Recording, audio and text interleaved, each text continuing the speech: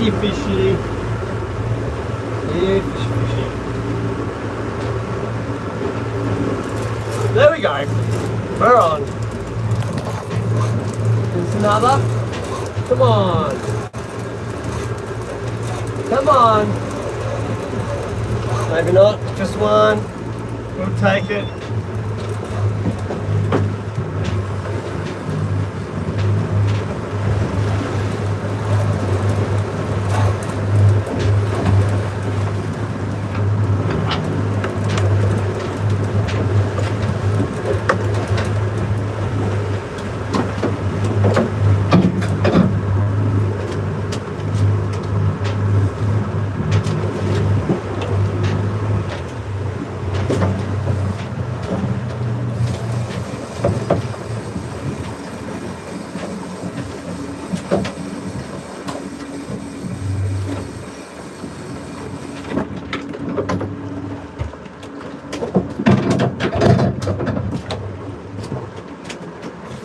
I wanna turn this whole thing upside down. If there was impossible and can't be found.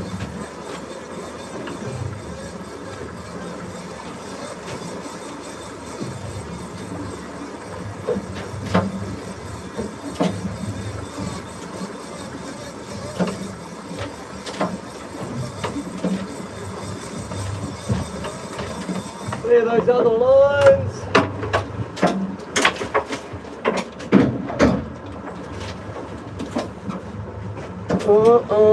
Just talking to myself.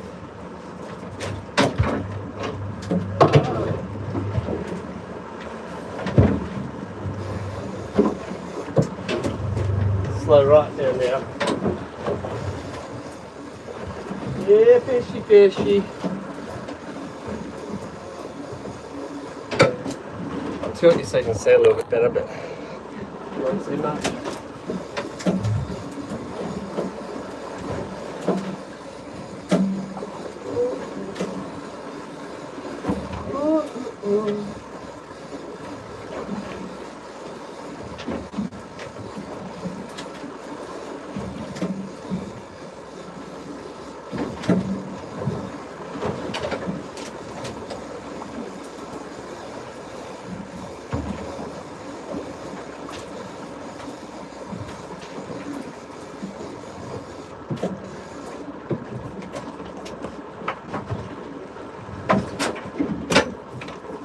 Get a little net ready.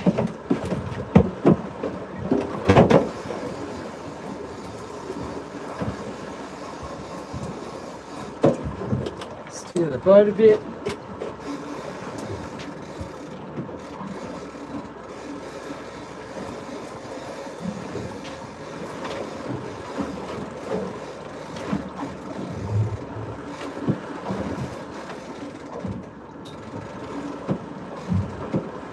Get some gloves on, ready to land the fish.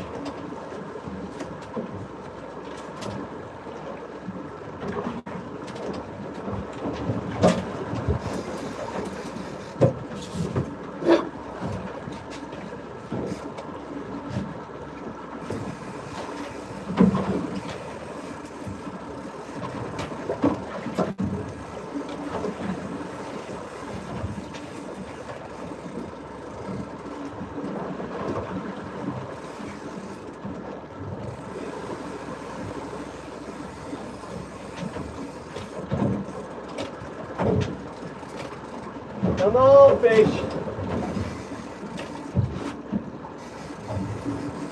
Come on, fish. Come on, fish.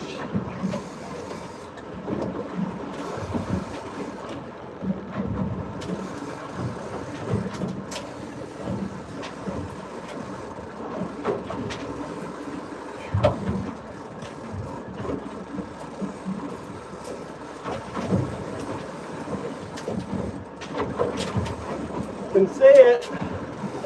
I can see it.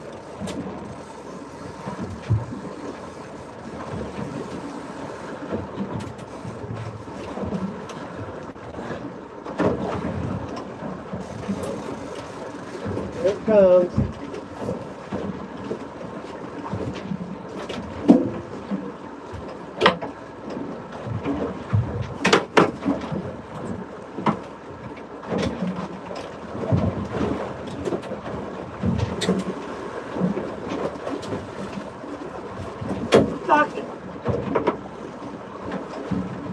pulled.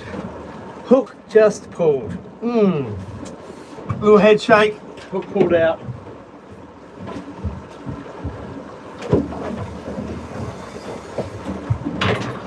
That was a bit of a tease for you, sorry. We'll go again. This should hook up again pretty easy, hopefully.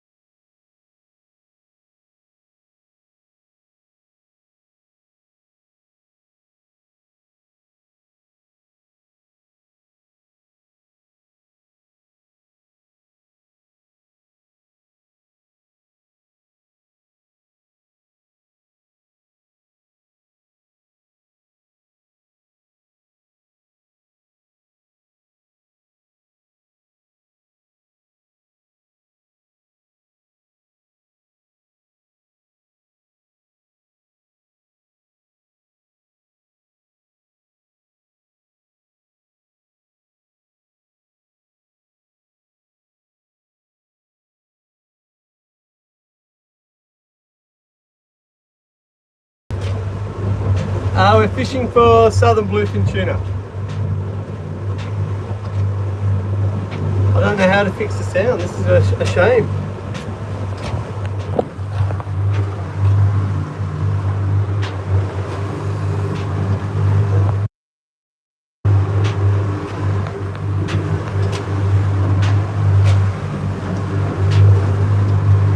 It's back, sounds back, good, cool. Cool. There's one other boat out here, another tuna boat. He's just going through where I want to go at the moment, so we'll tuck in behind him and run through after him.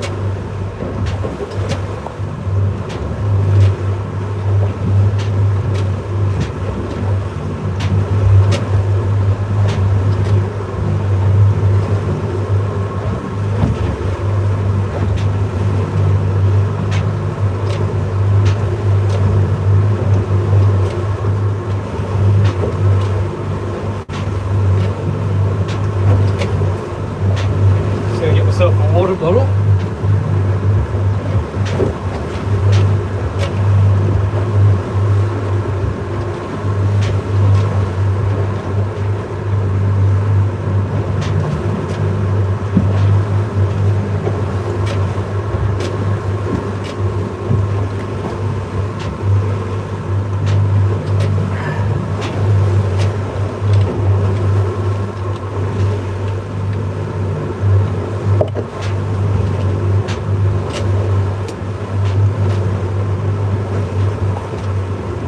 Fishing, we're at a place called Mewstone, very bottom of Tassie, south coast, about 15 miles offshore, a nice rock that sticks up.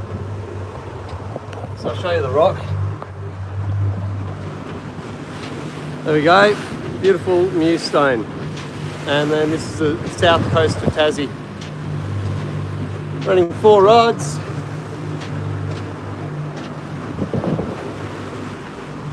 That's the other boat fishing alongside us. I believe they're also commercial tuna fishermen. I think they're Tas Tuna Solutions.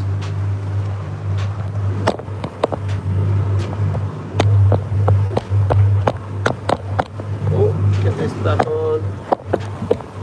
There we go.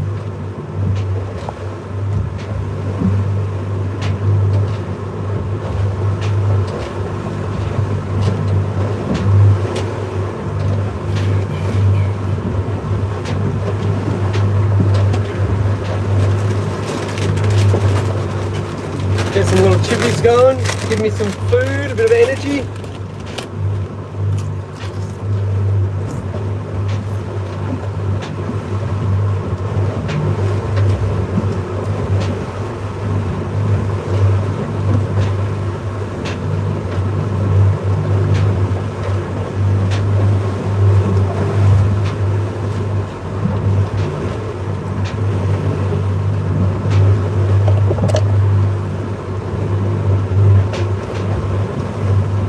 Sealies here having a feed.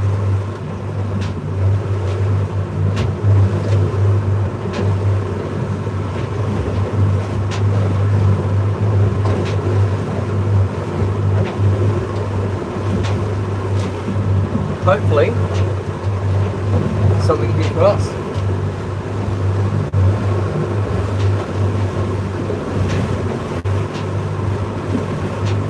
Bit of noise on the sounder coming through.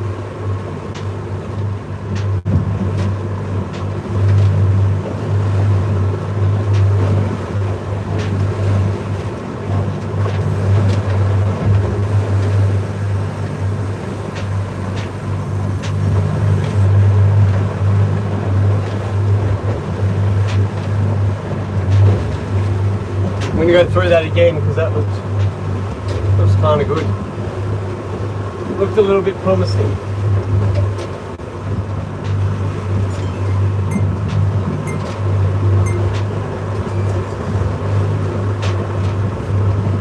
Just had a can of tuna. I like to think my tuna's a little bit better than the canned stuff, but I don't know. Green seas, sweet chili tuna. It's good. As good as you can get in a can, I reckon. As good as you can get.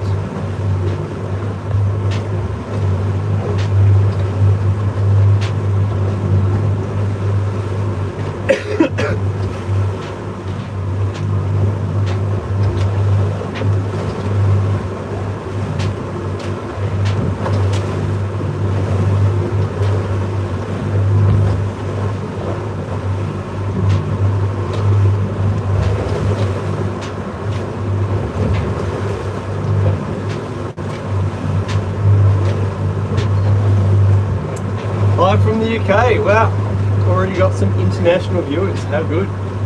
Like I said, first time live on YouTube, so good to mix it up. I'm out here solo today, so I like to, I don't know, do a live when I'm out by myself, and it gives me someone to chat to, entertains me.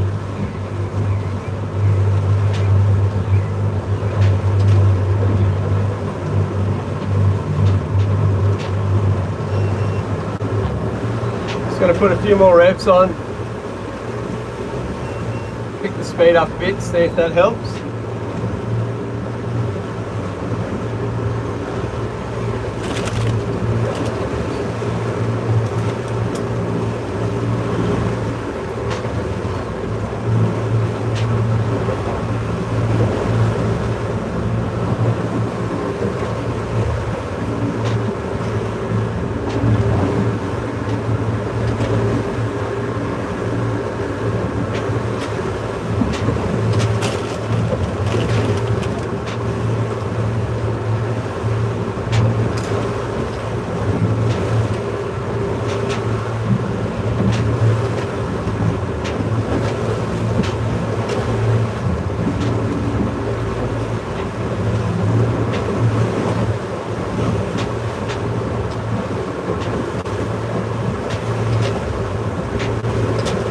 been pissing with rain all month in the UK. Well, we're in summer down here in Tassie, and I don't know, we're having a pretty good summer. It was a bit colder this morning, but it's warming up now.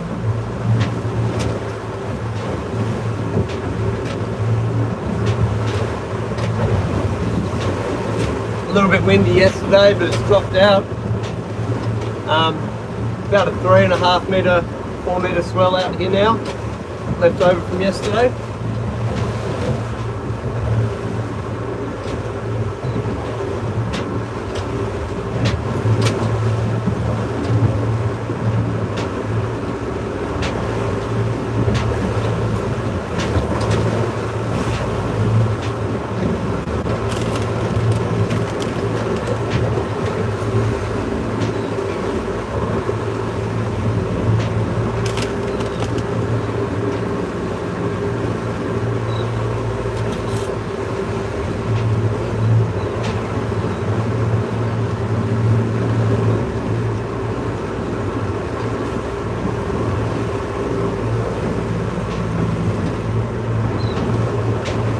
We've got 2 fish on. We just took the 3rd fish about 5 minutes ago, but we had it next to the boat, gave its head a shake and flicked the hook. So we'll hopefully hook up again soon. This is part of what I do. I also work at a processing factory. So a bit of both. I'm out here sort of 1 or 2 days a week, and then work processing fish for the rest of the time.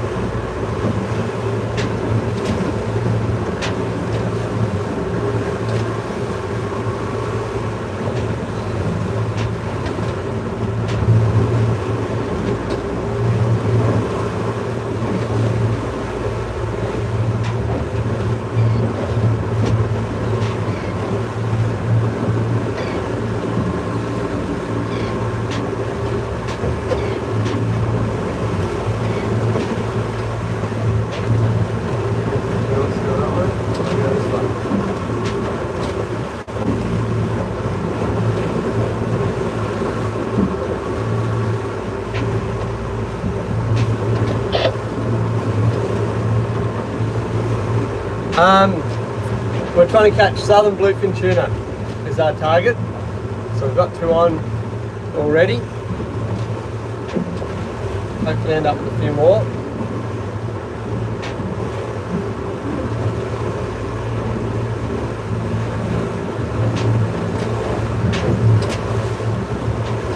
Some birds just working off the edge of the rock here.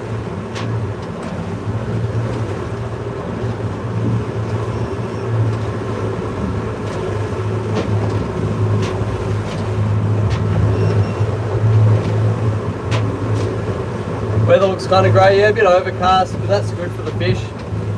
The fish will go deep if there's too much bright sunlight. So a little bit of overcast is good.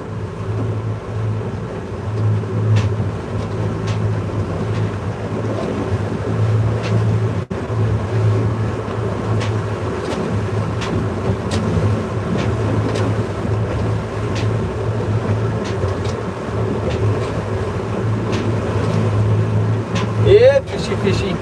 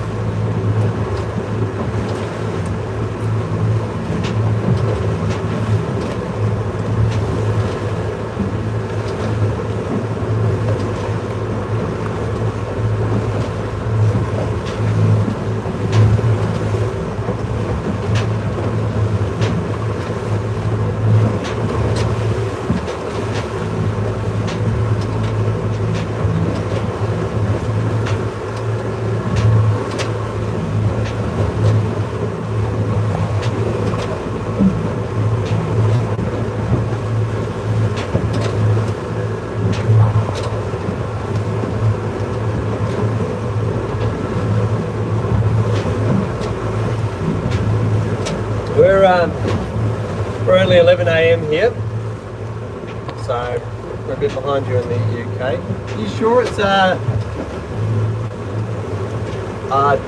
20? So it's nearly 1 o'clock in the UK. Rightio. I think your 24-hour time and then the PM threw me a bit there.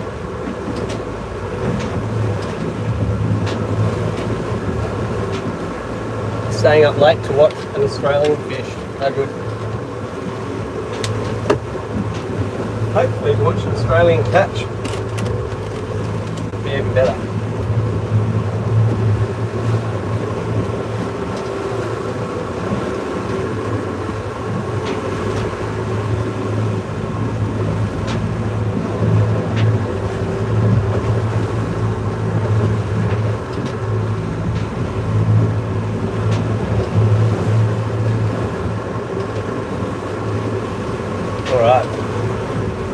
Going to go around to the western side of the rock. We'll get very lumpy around here. We've got the swell coming this way, so it hits the rock, bounces back, and you get like this rebound, and it turns it into like a washing machine, just still lumpy and bumpy. So hold on. We've got 2 on board so far.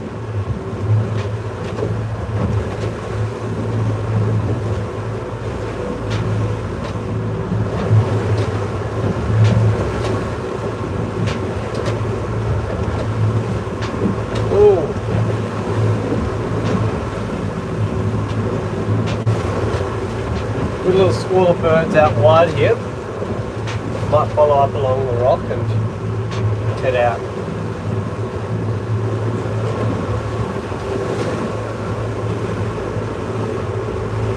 We are in Tasmania, so very bottom of Australia, you find Tasmania, and then I'm at the very bottom of Tasmania where there's another island called Mewstone. And Mewstone's just a rock really, sticking out of the water.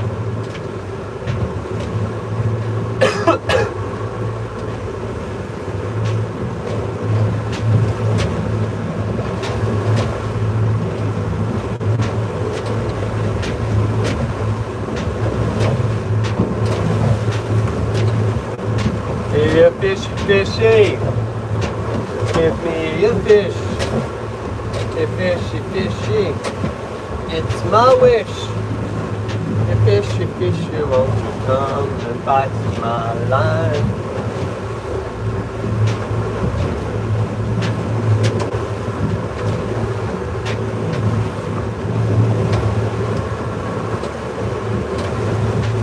Woohoo! Big wave.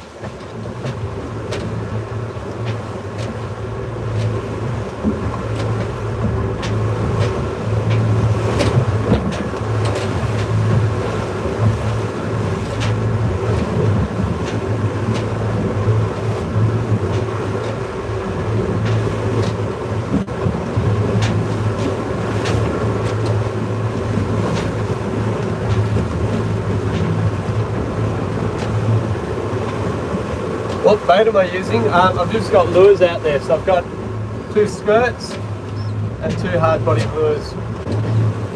We just troll them through the water and they swim like fish behind the boat. And we try and find a school of feeding tuna. We look for birds and stuff. And yeah, we try and bring our lures through that feeding tuna and hopefully they bite on our lures rather than the bait. That's the plan.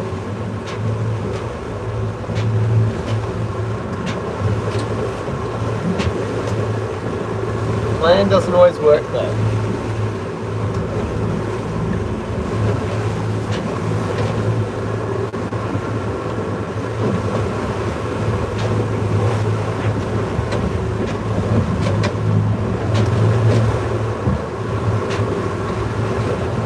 Ooh, big wave.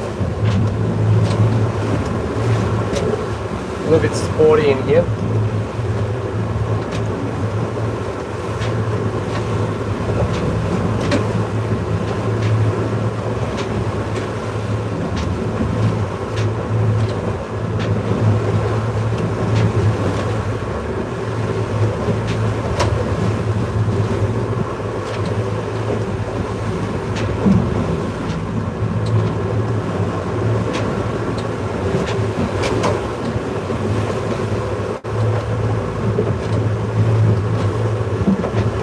Yeah, it's a little bit lumpy on this side of the rock. Once we get away from where it's bouncing back, it'll flatten out. It's about a 3.5, 4 metre swell, which isn't too bad for this area. There's a lot of swell that comes through here, but it's just bouncing off that rock and causing it to be very wishy-washy.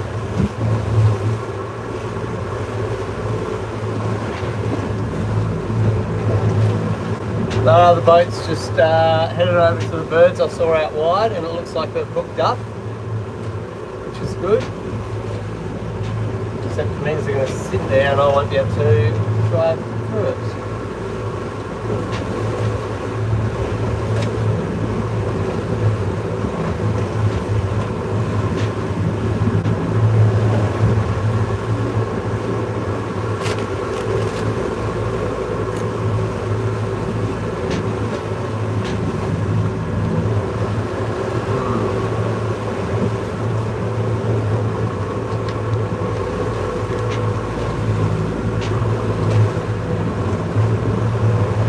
I work on making my coffee.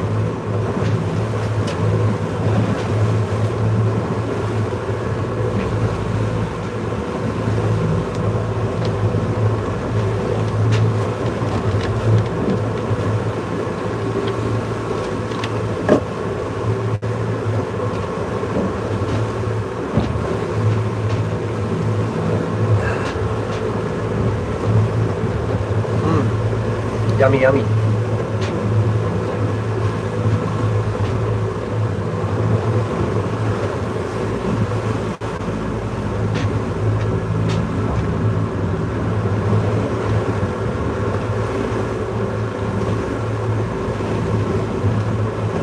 I can see another lot of birds out behind them. I'm going to go over there.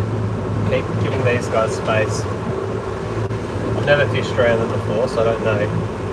I don't know if they'd be funny with me going too close to them.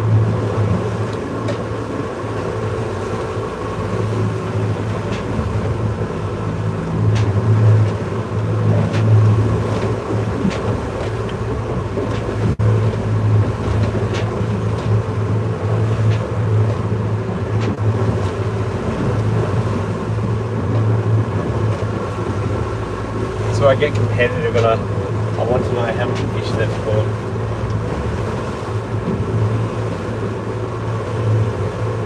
I've seen them hook up a fair bit, but I think they've lost a few fish to seals, from what I can see.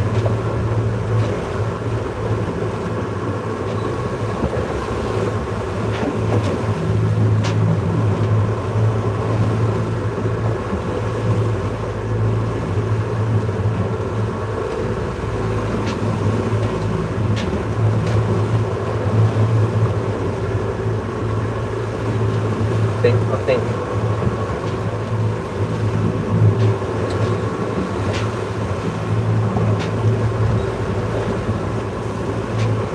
That's a nice size wave. That's definitely a 4 metre one.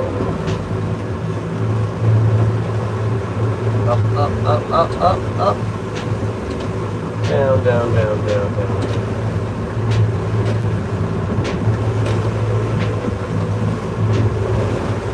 Oh yeah, this looks good up here.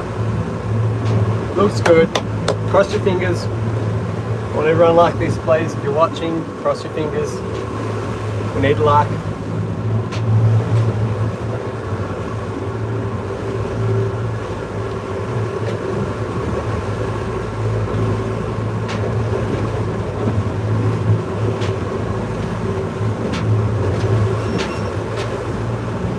Oh no. Where'd the fish go? Are they still here? They've kind of disappeared a bit. Come back, fishies. Someone didn't cross their fingers.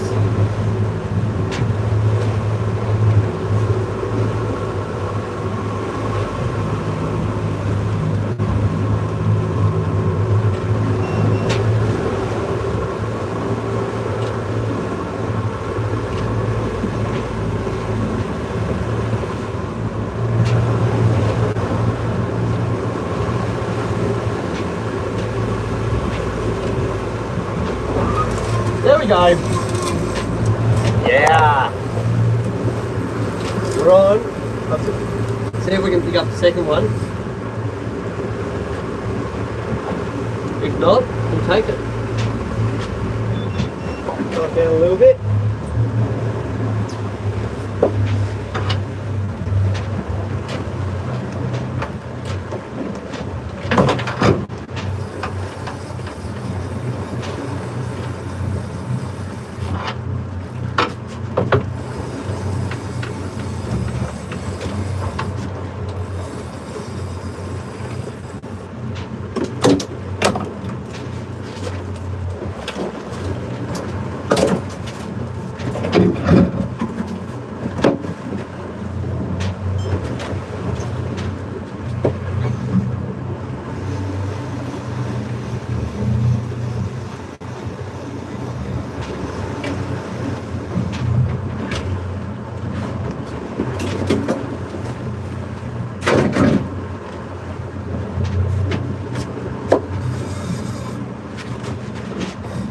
Still on.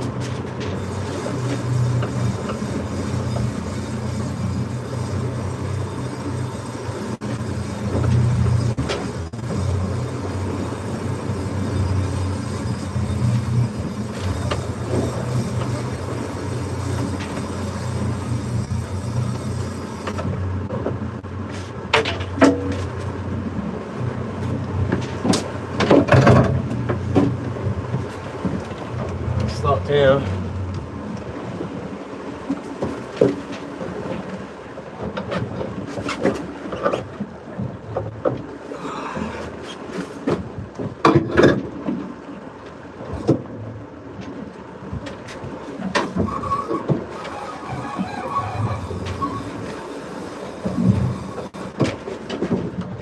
Load up.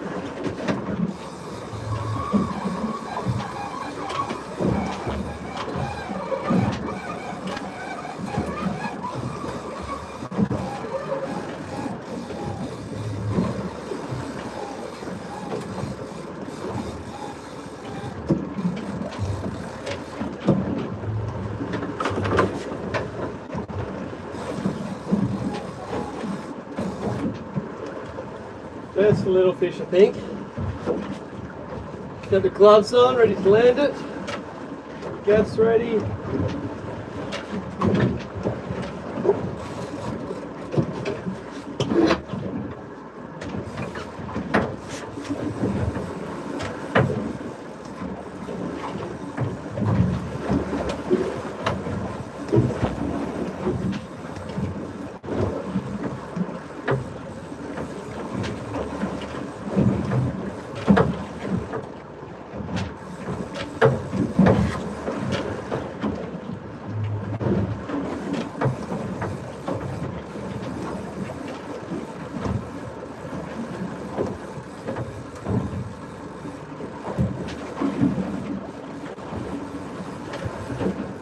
Can see it.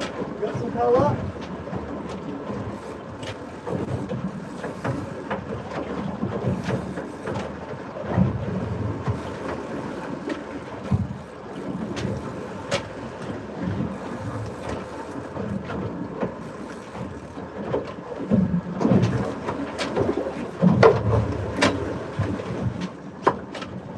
Alright.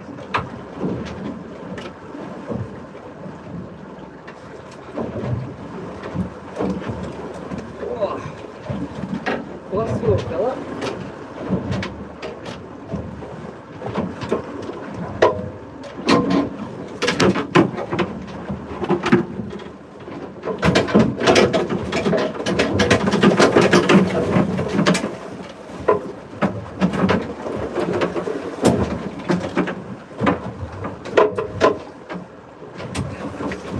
There we go! Oh.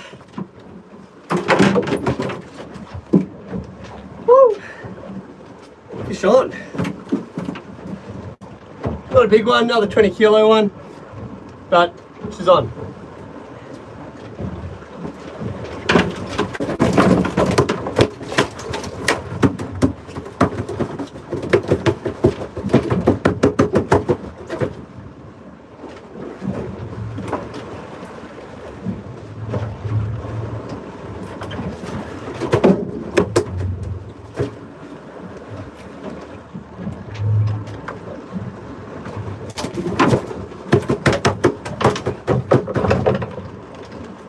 I'll just I'll bleed this fish and I can show you it again. But yeah, good going on.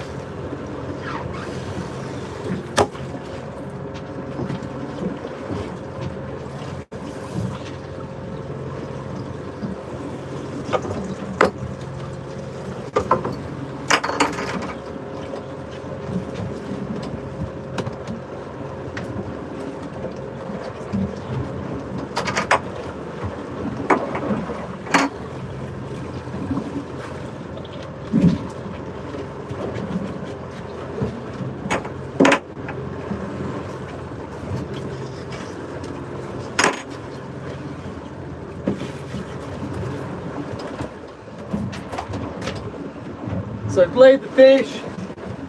I'll do a process cook. I actually drain spike it first, then bleed it, and then do a process called Jimmy, which is where we pass a bit of cable the whole way down the fish's spine, which disconnects all the nerves so they can no longer twitch to keep themselves warm. These fish come out of the water over 30 degrees Celsius. The water temp's here only about 16 at the moment, and the fish is coming out nearly twice the temperature of the water. So we want to chill it down nice and quick. Oh my god, I've got tuna jumping right next to me. Look at that. Bang bang, look at all those tuna. Woo! Look at them. How epic. Alright, I need to get some gear back out. I'm going to keep going. Locked my screen. Alright, I've got to get some of the lines back in the water. I've still got tuna jumping all around me. This is so cool.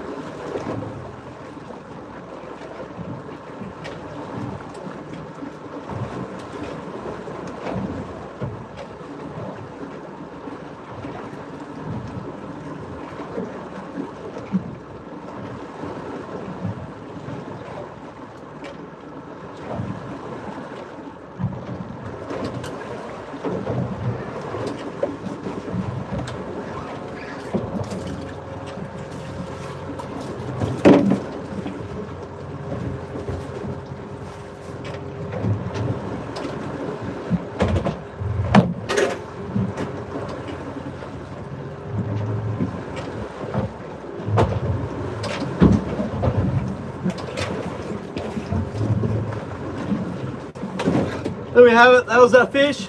It's going on ice, I'm going to get another one.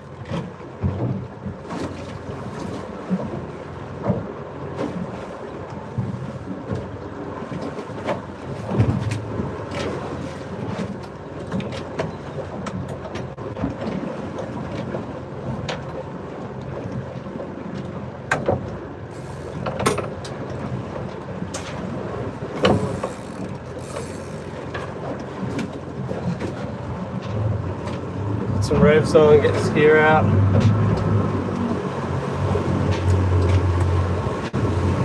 Get the gloves off. Just going to put 2 lures out.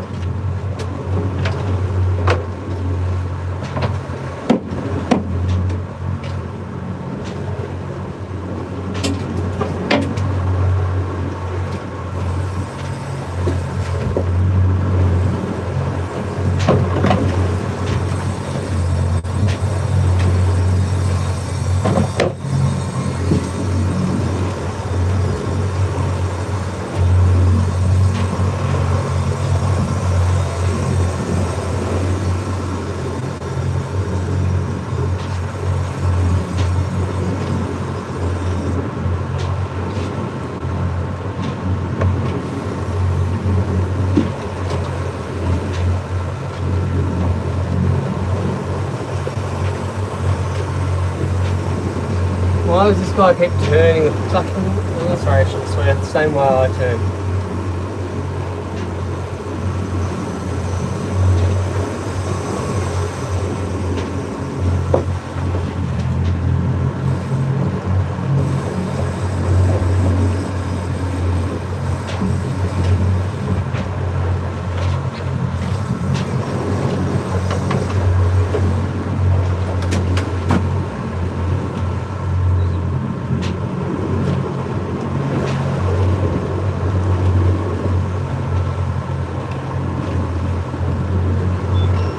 Alright, there we go.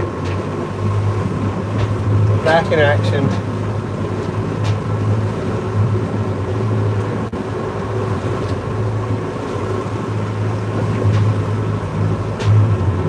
Here, fishy, fishy.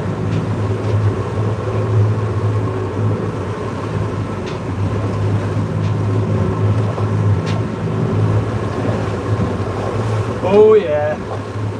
We're going off up here. Going off like a smelly pair of socks.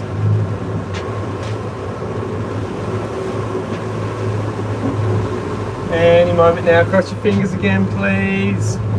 Give me the luck. Bring me the fishy luck.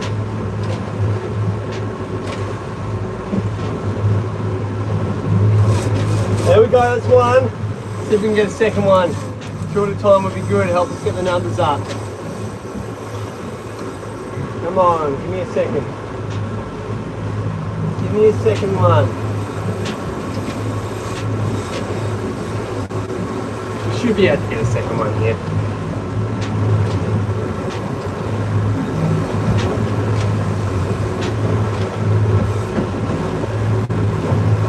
This is a hot spot.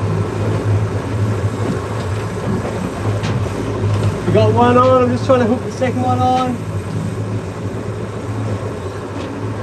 It doesn't hook on through here. Let's get this one in. Still got that line going out. Come on. I'll slide down a little, start winding that other one in and try and get it on the wind.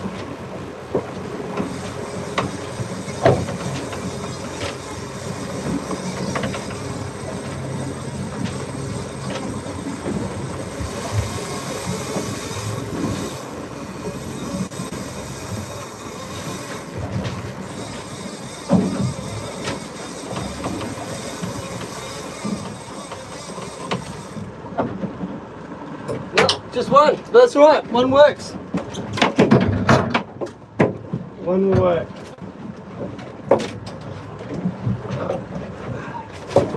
Oh! Oh!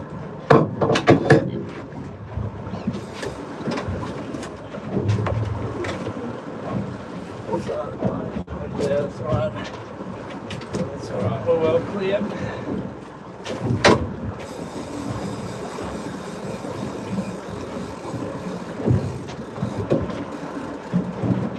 Nice. Nice fishy.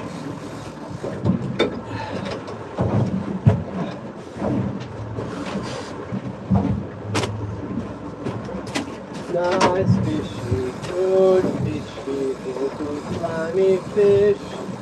Happy fishy, swimmy fishy, fish, fish, fish.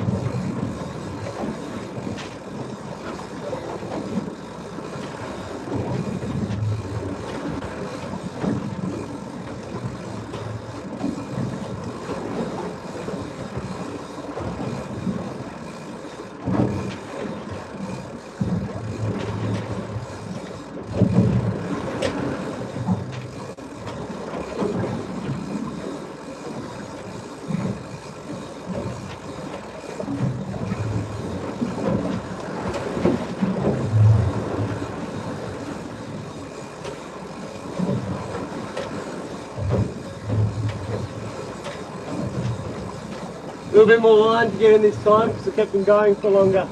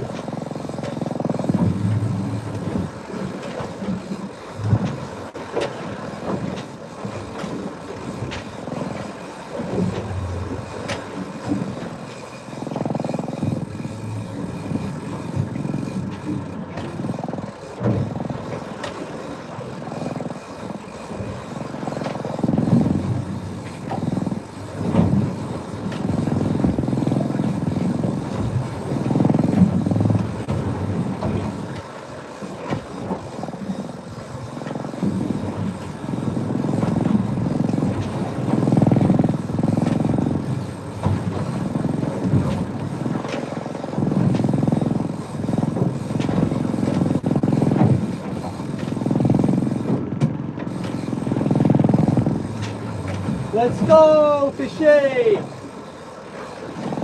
Come on! On to the motto!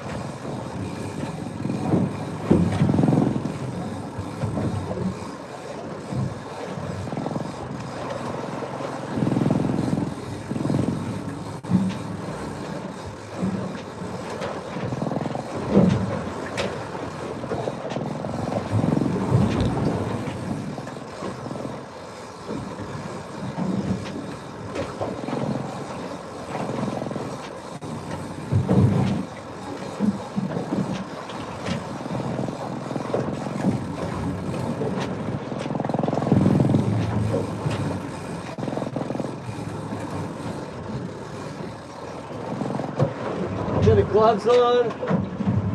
Get the gloves on. Get those gloves on. Gloves are a little bit small for my hands. It's alright.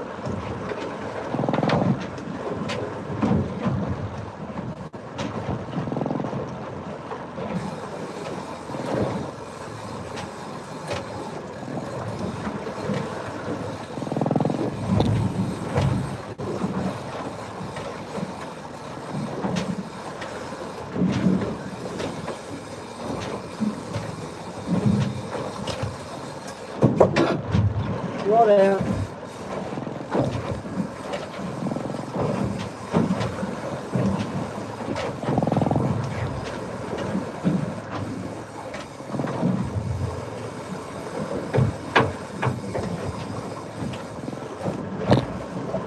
Here it comes, I can see him. See the colour.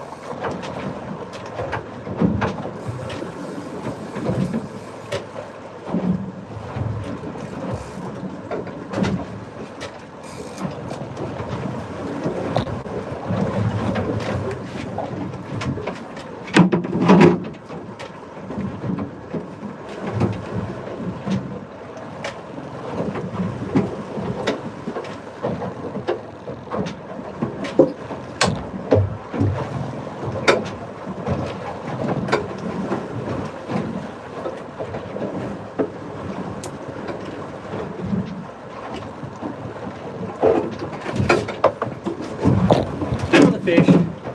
Small one again, 20 kilos. Maybe not even, might be under 20.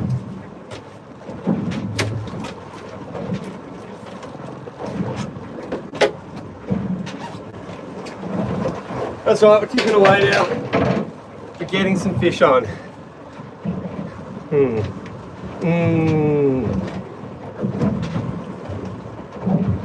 Mike sounds like a helicopter.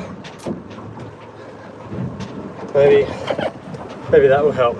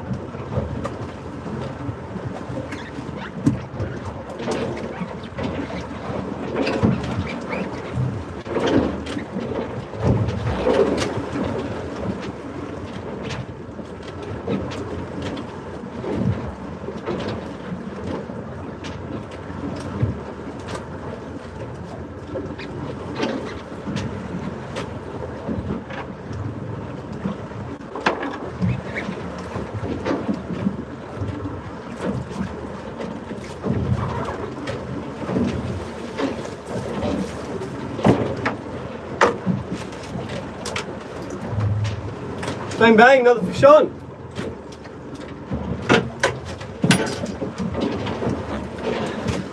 There we have it, beautiful southern bluefin, little one, smallest of the day.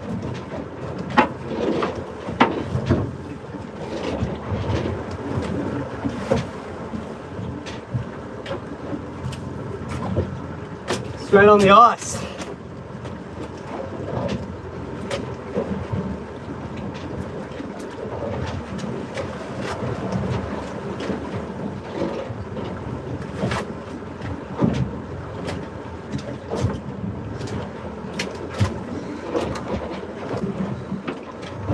Get the gear back out. Cool.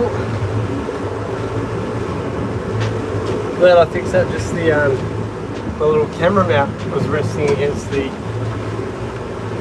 chart plotter. All right.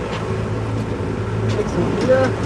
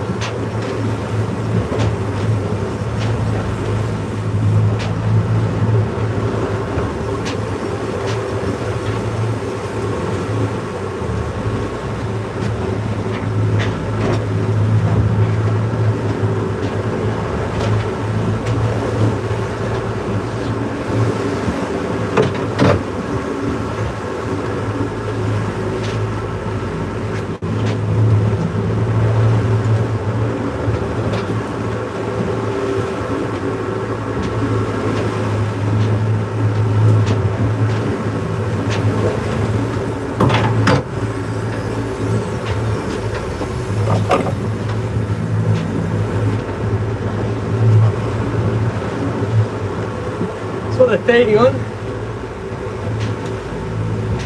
Yum yum. That's the bait they're feeding on. That's just coming out of the stomach of one of the fish. So that'll actually make a really nice little dead bait control. But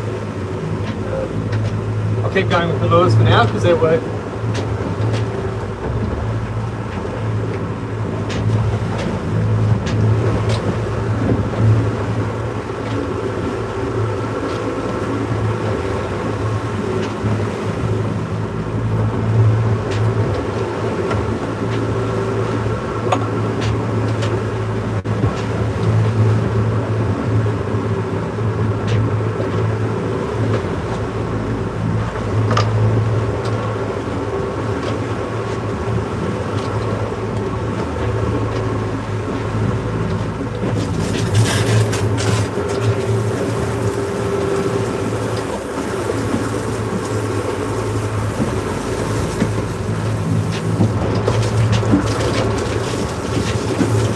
Try and hose some of the blood down.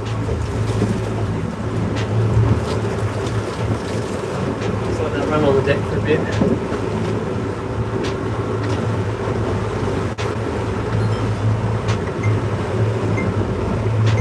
Still a bit of feeding going on out here.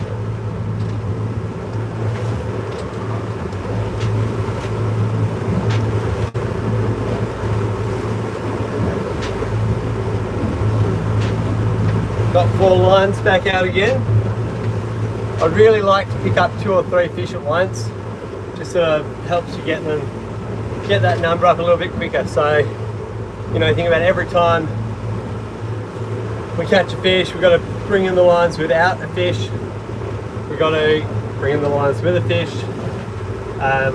kill and gut the fish, then settle the gear again, and then find where the fish are feeding again. It'll probably take me 5 minutes to get back to where the fish are feeding.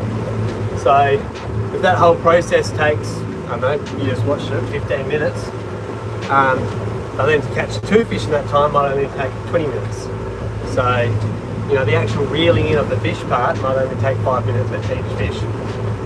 So we're really kind of, ideally we'll get 2 or 3 fish at once. And yeah, there's a chance you might lose a fish if you get 2 or 3 at once, but you know, if you lose a fish, you still get 1 in, or 2. Or maybe you land with 3. Or maybe we have 4 rods go off and we get 4 fish at once. Just maybe.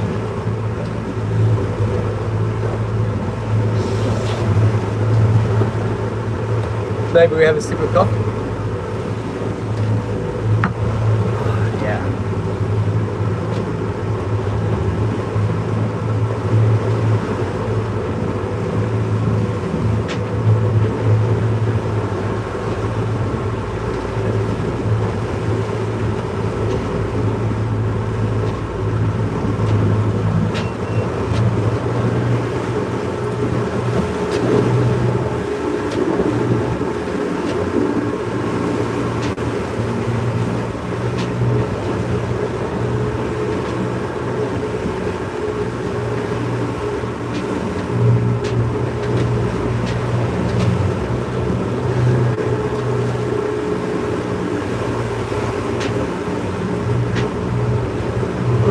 Baby, do you know what that's worth? Ooh, heaven is a place on earth. They say in heaven, love comes first. You make heaven a place on earth. I'm a very good singer, by the way. It brings the fish in. We're on. We're nowhere near the fish, and we're on. So much for 2 or 3 at once. Okay. We'll take it.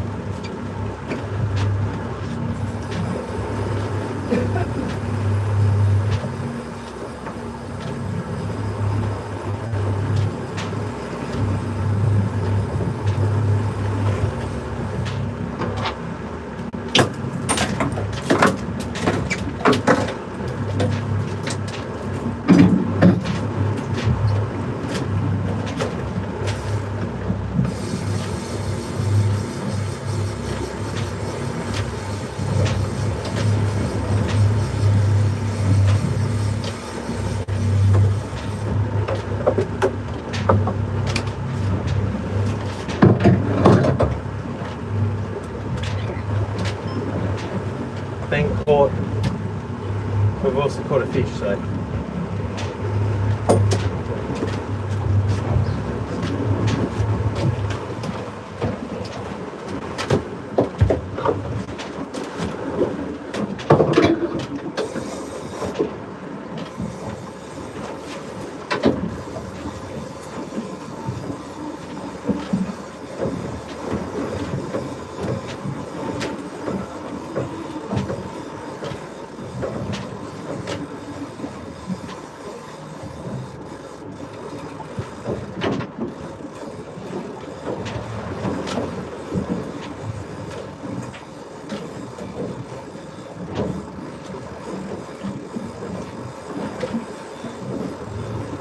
Fish jumping by the boat again. It was a quiet morning and it's picking up into quite a productive little day.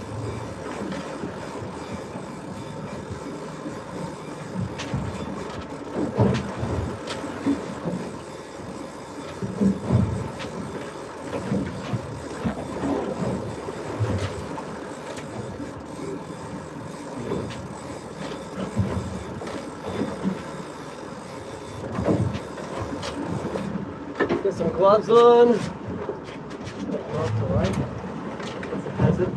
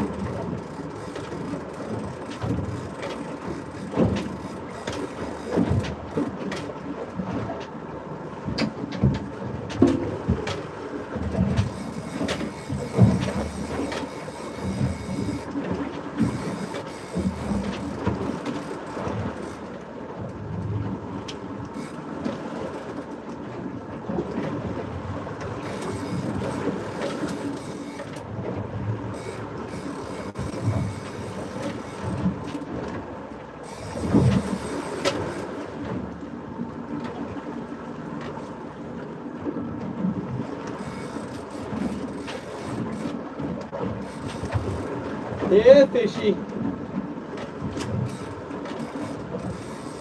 Coming up. We can see it now, a bit of colour. A little bit of colour.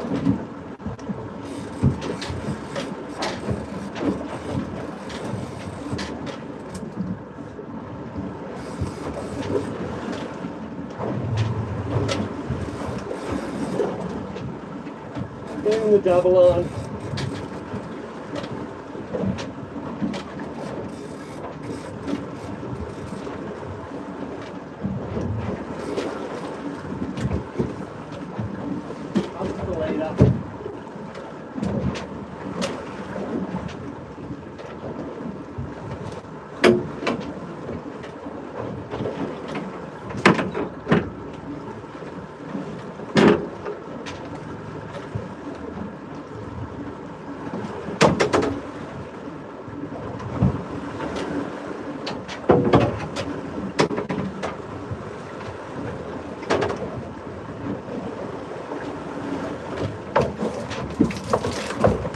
There we go, another fish.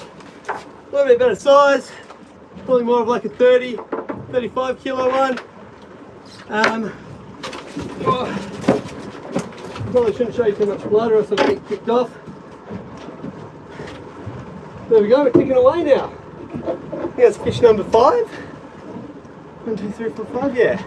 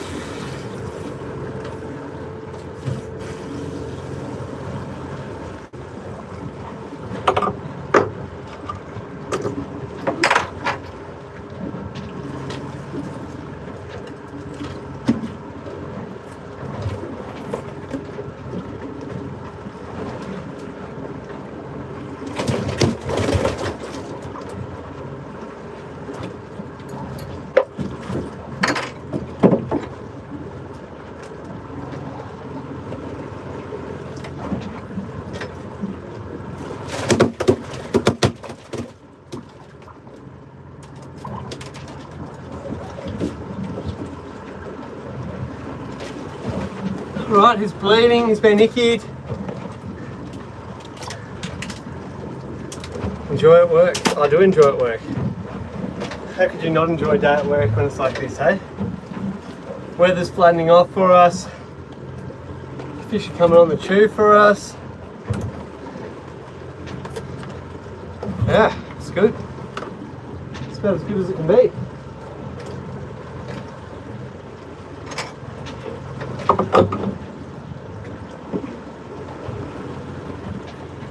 Rightio, we've got him. Yep.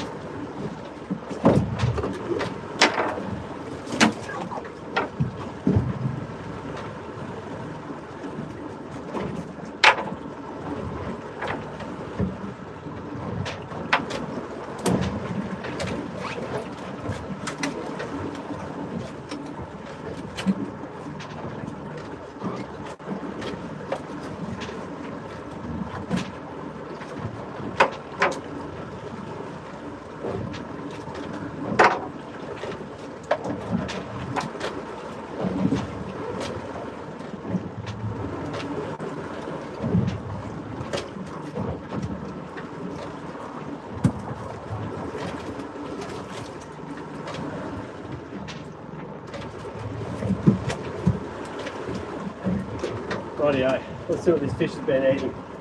There's a very full stomach. And have a look at that. Oh my god. Beautiful, beautiful, perfect little bait. Tell you what, might even keep them in case I go bottom fishing.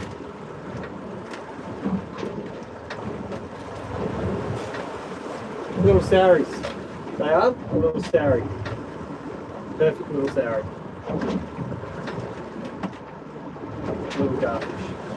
Perfect little gar.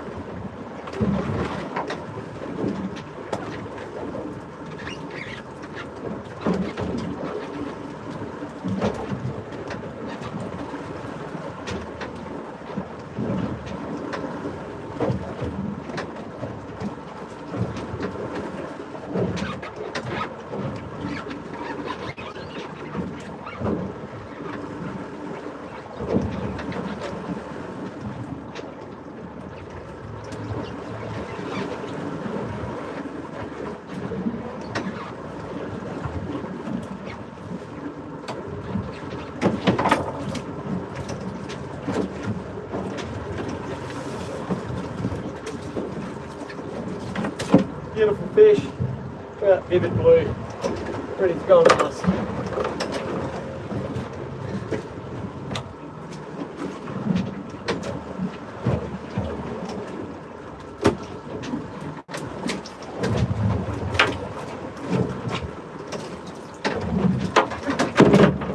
There we go, another nice fish, another southern blue.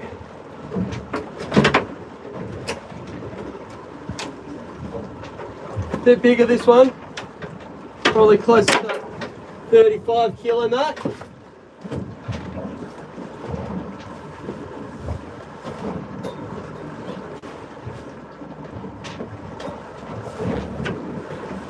Getting a few fish in that slow bin now. Get the gear out.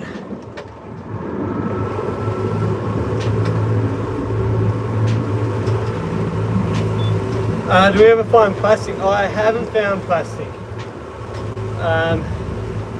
Not yet, anyway.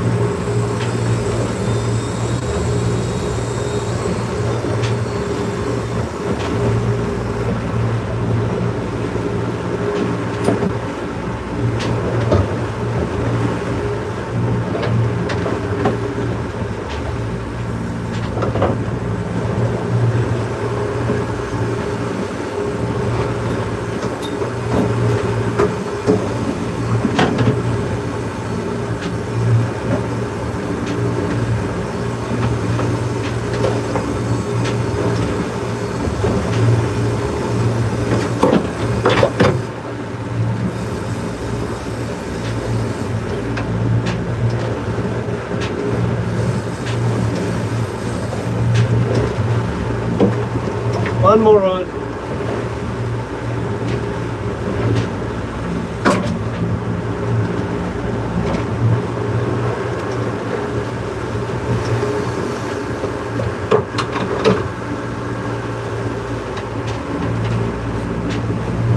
All the gears out.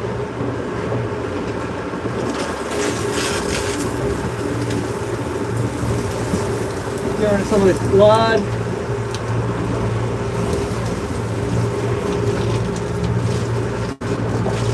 Don't know where that other boat's gone now, but that's alright, we'll let him do his thing.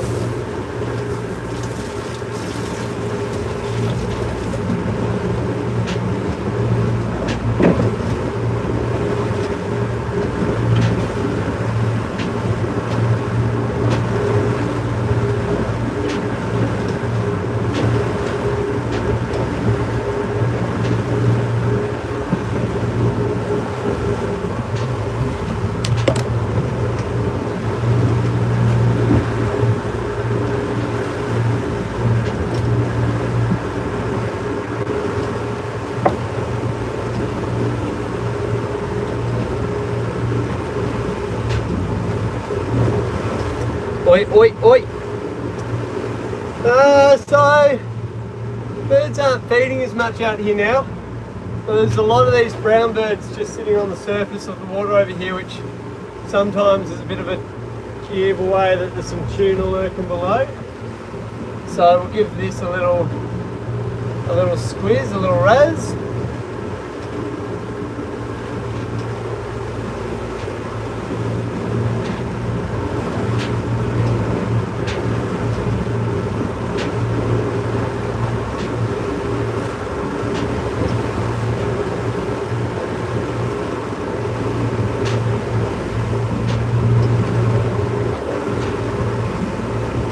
I've got my pivot on now, ready to give me a pie. Just turn the pivot on, ready for a pie. Done that time of the day. Pie time, it's pie time.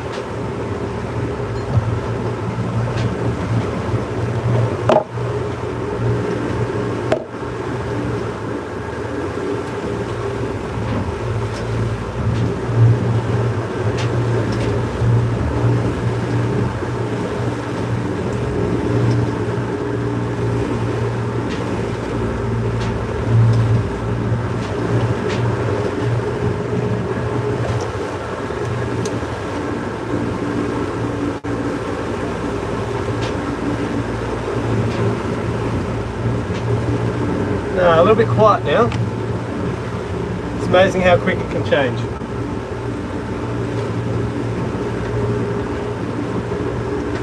Lots of birds about still, but they're just not feeding. We've got one other boat in the area. They've just headed back to the rock. Probably because the birds have gone quiet here. But there's not a lot of boats that come down here. Cray boats come fishing down here, lobster boats. I come down here probably once a week or so. They've just started fishing down here in the last sort of, definitely the last 12 months, maybe the last 6 months. That's about it really.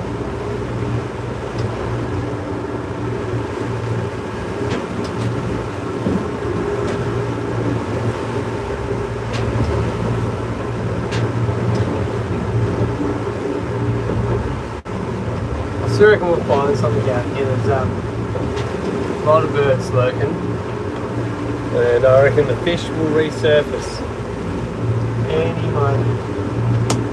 Just got to keep an eye out for where they do.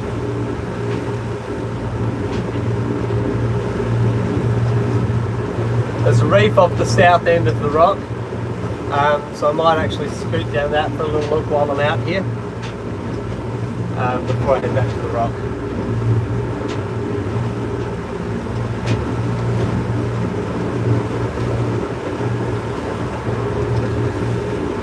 So we've got to have over 100 kilo on board now, which is good. That pays for the fuel and pays for the trip, hopefully, unless we lose too much gear, but we won't.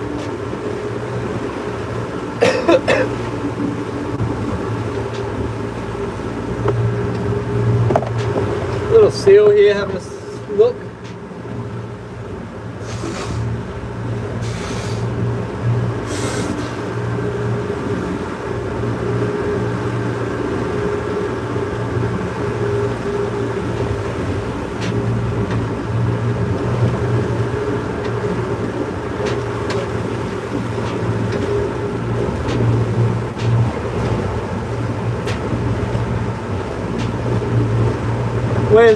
Where is everyone watching from? How many of you are Australian? We've got 28 online. Where are we all from?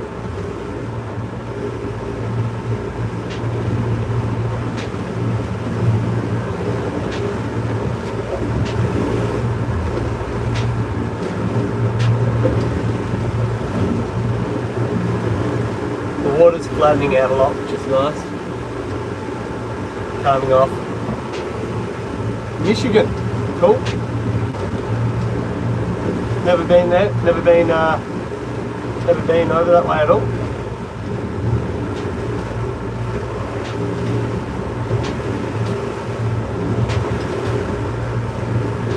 Any fish? Yeah, we've got 5 fish on. I think that's right. 1, 2, 3, 4, 5. Yep, 5. 5 fish on so far. Probably about 130 kilo-ish.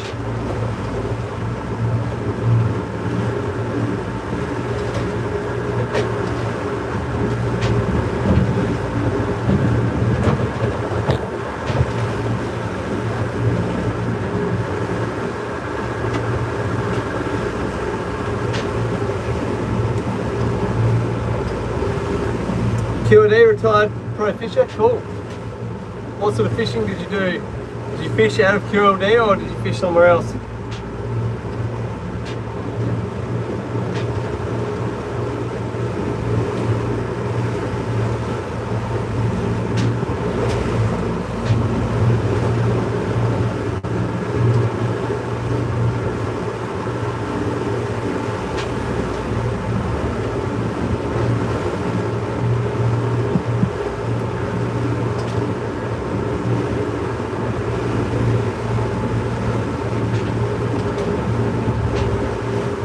What shop sells them? So we, from the boat, I sell them through to Muir's Fishing.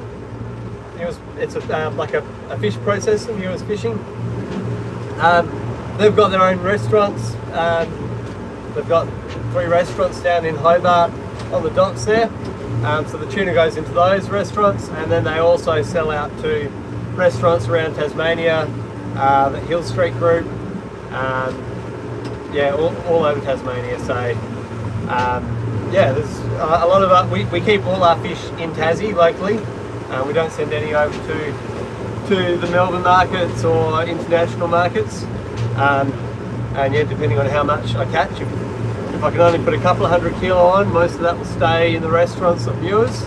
If I get 400, 500 kilo, which is pretty much the boat's limit, then we'll spread that love out across the whole state. I sort of work off about 100 kilo will break even, and that's like not including a pay for me. So 100 kilo will give us, well, after quota we pay about $4 a kilo for quota, which is the right to catch the fish. The boat makes about $14 a kilo. So 100 kilo gives us $1,400. I'll use about 200 litres of fuel in a day, plus probably another 80 litres in the car to tow the boat down to where we launch. Factor in all your servicing of the outboards. It costs about $10 an hour to run the outboards just on servicing. It's got to be serviced every 100 hours. All your licensing that you have to pay, insurance, paying the boat off itself. So all those costs that come out every month, factor that in. You probably want to catch 100 kilos of fish. And then if you lose a bit of gear, lose a couple of lures. Lures aren't cheap. Lures can be anywhere from $20 to $100 for a lure. You might snap a rod one day. The reels don't last forever. Eventually they bust. I try and replace the bearings in them before I have to replace the reel. But even then, if you're replacing a reel every year, you're probably replacing a reel, so there's another $1,000. There's about $500 worth of line on each reel, so if you lose some line, there's another $100 just to lose some line. So yeah, about 100 kilos will cover all that.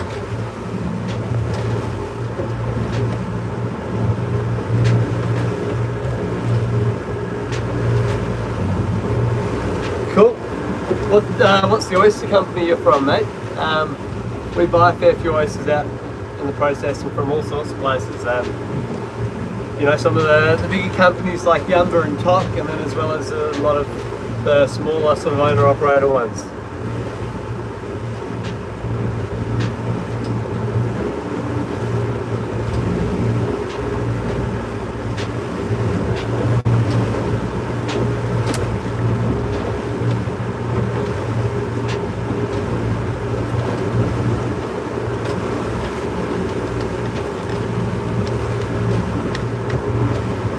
From Top, awesome. We get a lot of oysters from Top.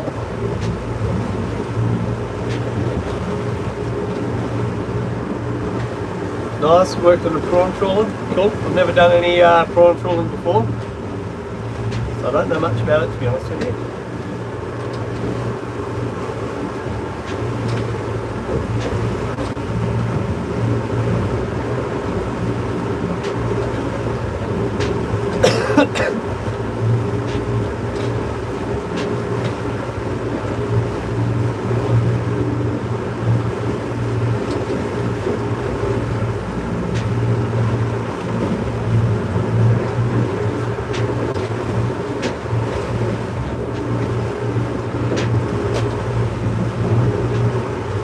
Boat's owned by Mewers. So Mewers is a family-owned business, and I'm actually part of the family. So there's my mother and father, my brother and my sister are all involved in it. And so it's owned by Mewers, but it is a family business. But it's a work boat, and this is pretty much all it does. Is mainly the tuna fishing, and then we do have some other licenses. We can do some scalefish fishing off it as well. Yeah.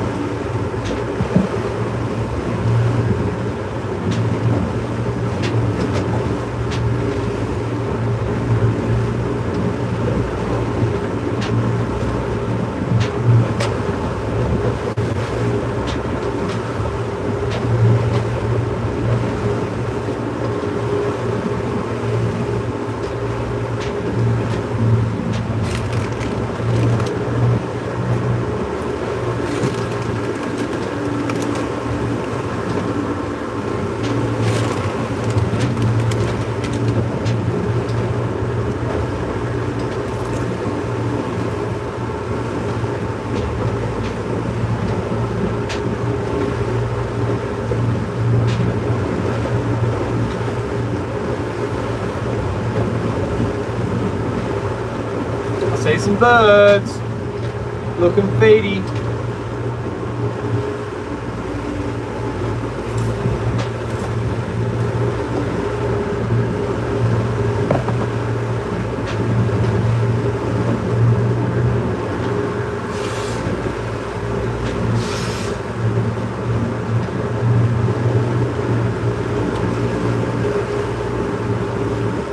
Oh, maybe not anymore.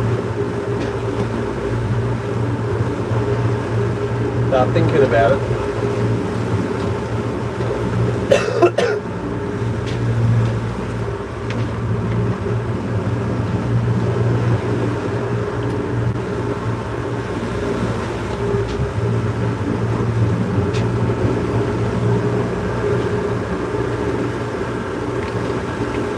Oh yeah, nice on the water down.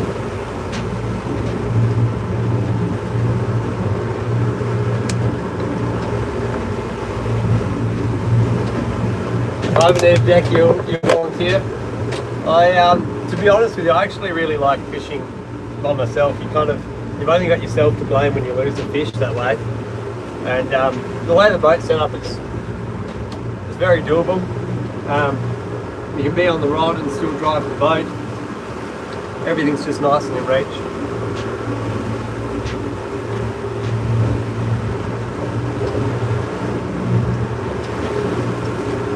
Alright, we're going to scooch on back down close to the rock.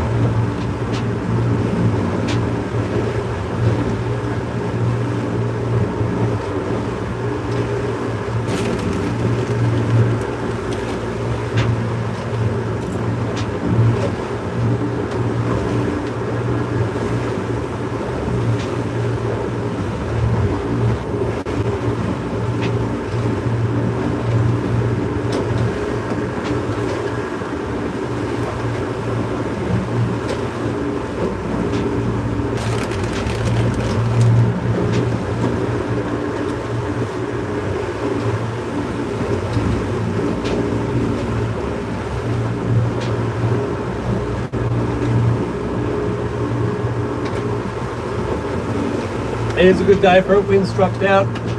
Tomorrow will be good as well. I won't be fishing tomorrow though. Yeah, we're down south, down the bottom of Tassie, at a rock called Mewstone. It's just next to Mount Cycle there. So the very south coast of Tassie.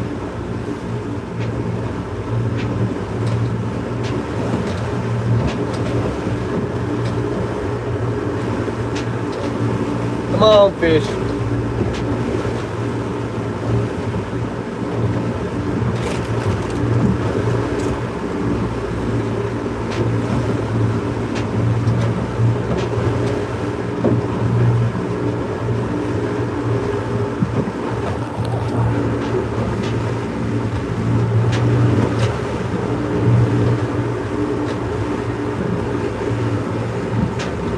Here we go.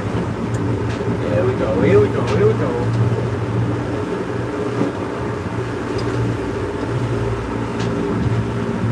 It's amazing how they just all turned on for a bit there and now they've gone quiet again.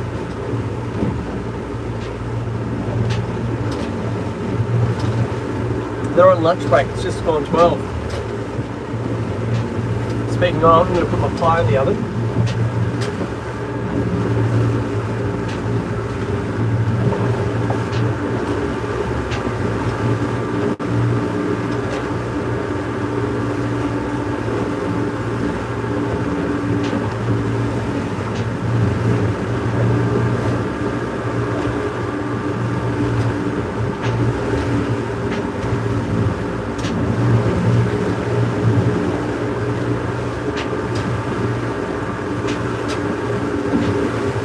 Get that pie heating up, ready for a bit of lunch.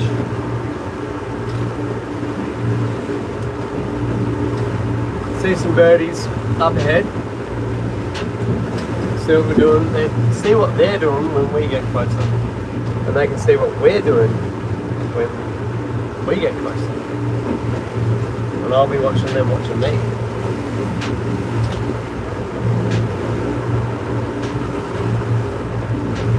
I see you watching me, watching you.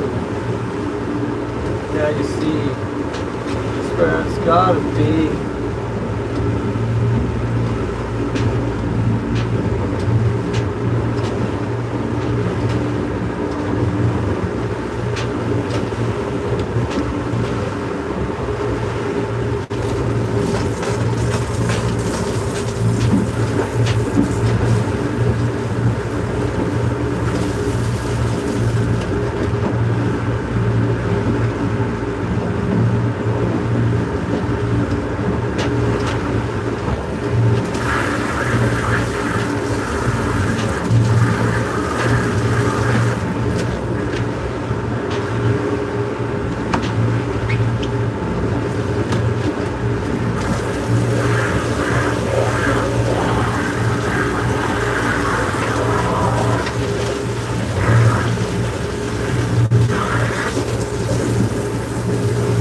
Try and get the boat cleaned. Oh, could have done a circle. You're going the wrong way.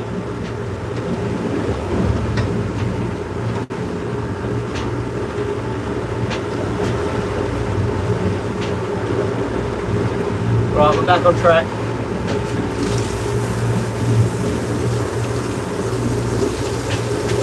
Need a bit of autopilot on this thing. She's normally good, she normally knows where she's going. Silky's misbehaving.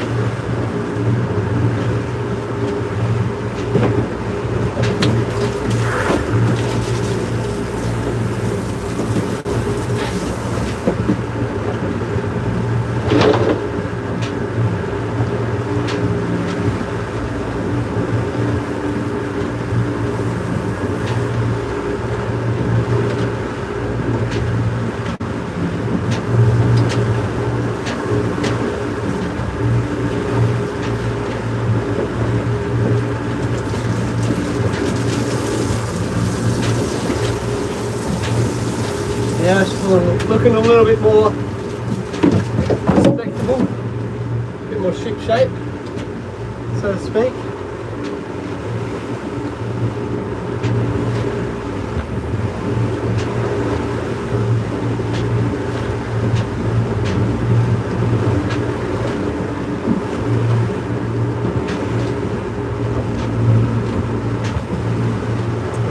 What he was saying.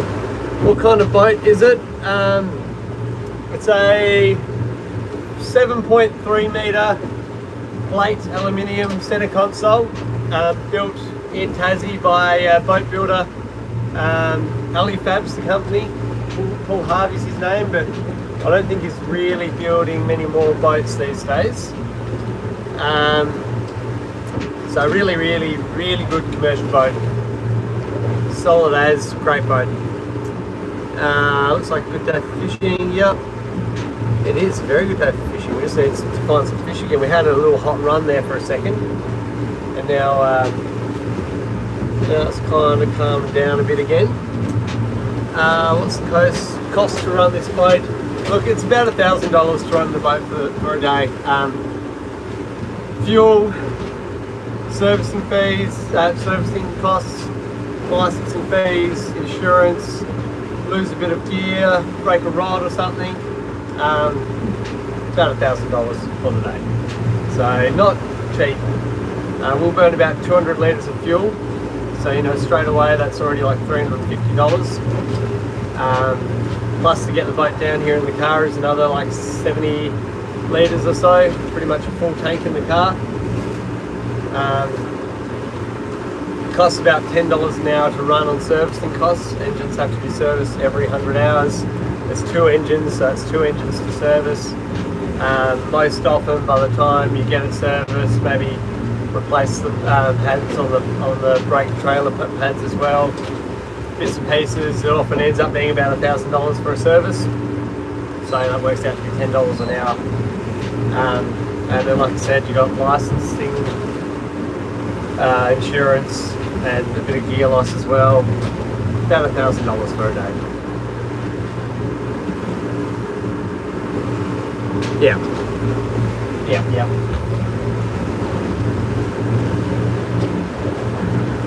Rightio, I see a bit of action up ahead. It's a fair way in the distance though, so it might change by the time we get there. But in the meantime, I see some action just to my left. Oh, there's a little fish that jumped. Not a big one, just a little one. Oh God, let's get the camera rolling. This is cool. Look at his bait fish. Look at his bait fish.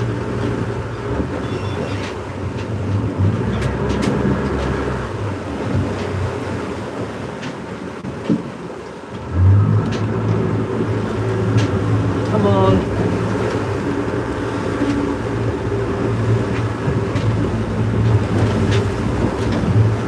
Come on.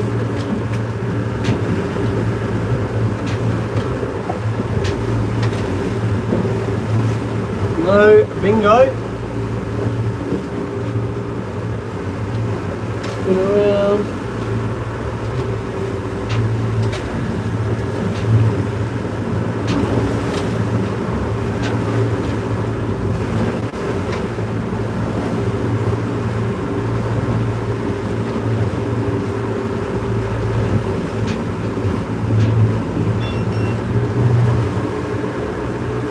Spin around. So I keep going here. I've got one more here. Spin around. What's the average start time? Look, I generally try and get on the water when the light's coming up. So in summer that can be as early as, you know, get in the car at 2 AM. Drive down to Catamaran, get down there by about 4, be on the water at about 4:30. Or in winter that can be, you know, get in the car at 5 AM, be down at about 7. So we get big varying in daylight hours down here in Tassie.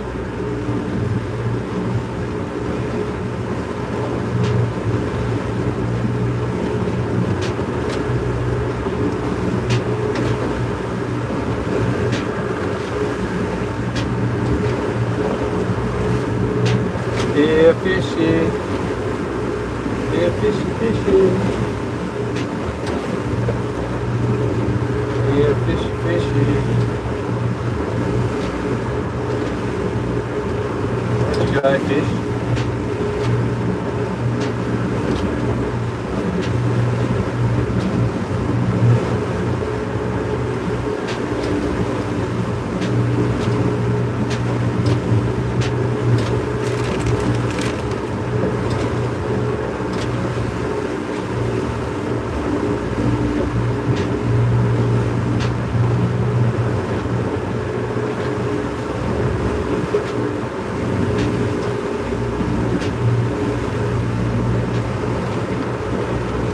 Do you keep the tuna or sell it? We sell it.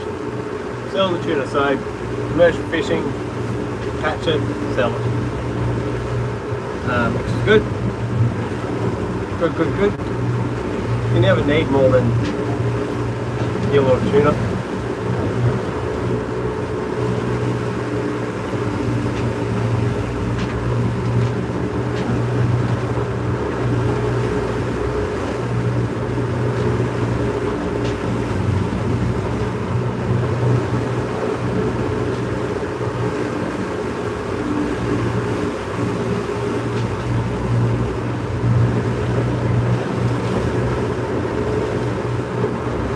Bird had a little dive ahead of us.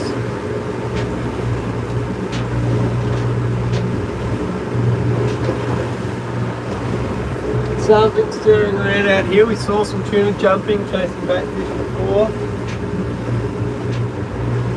So the bird did a little dive ahead. Just one though.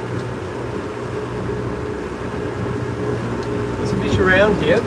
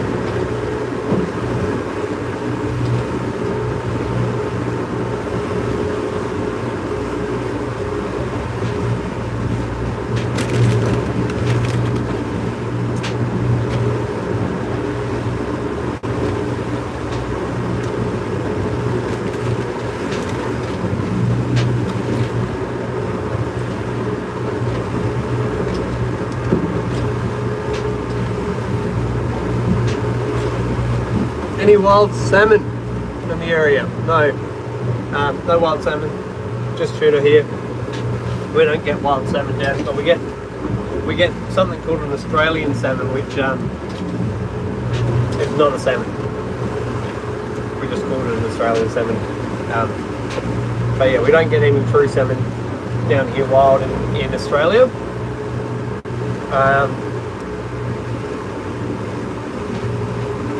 You love your fish and chips in the UK? I love my fish and chips. Thought my boat was an inflatable. Nope, no, she's metal, aluminium.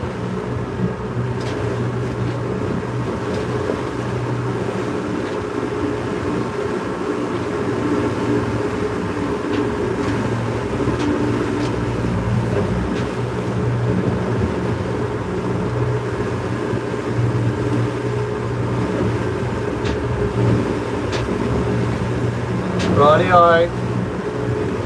See some birds are working away.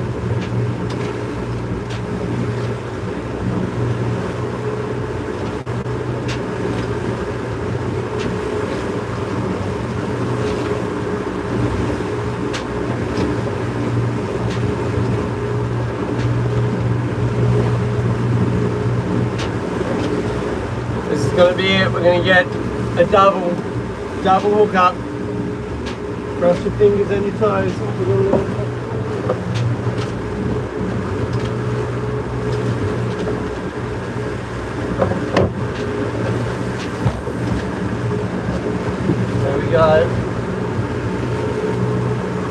line's fixed.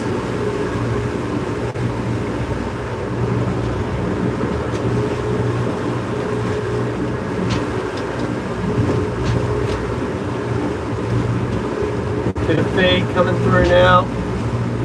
Few seals working. Heap of birds up ahead.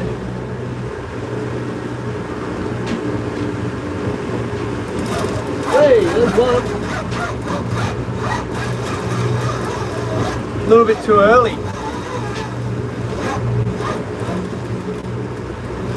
Kind of want another one.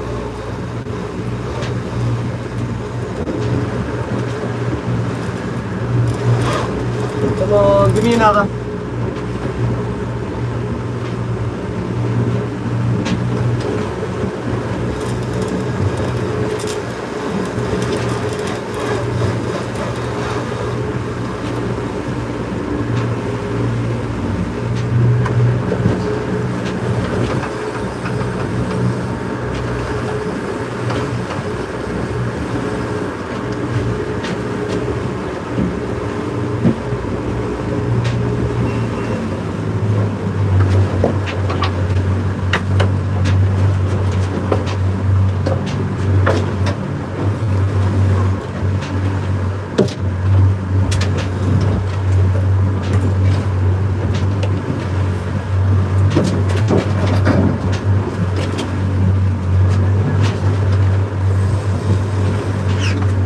Just one. Can't get a double hookup.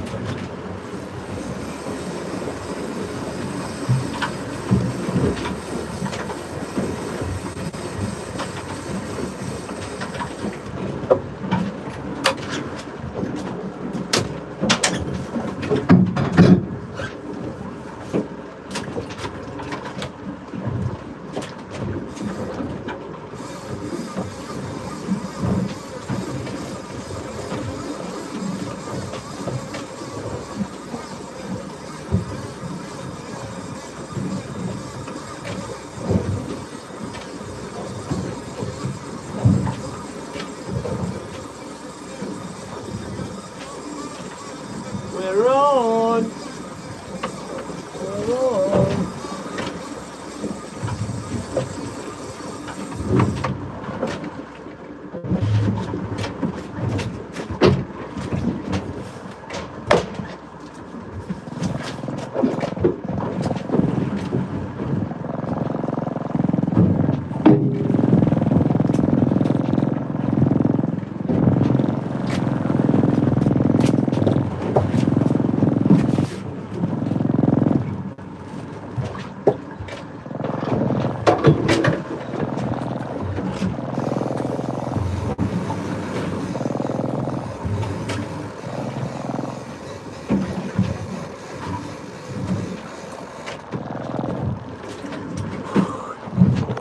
Fishy, fishy, yeah, fishy.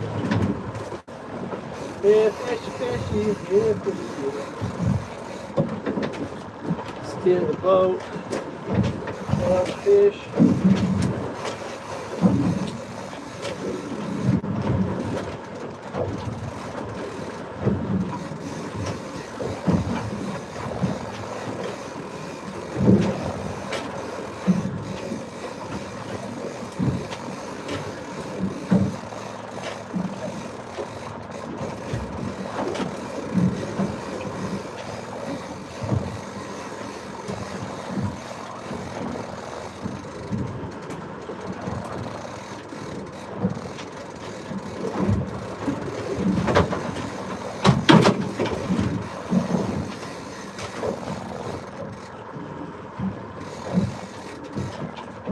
Get some gloves on.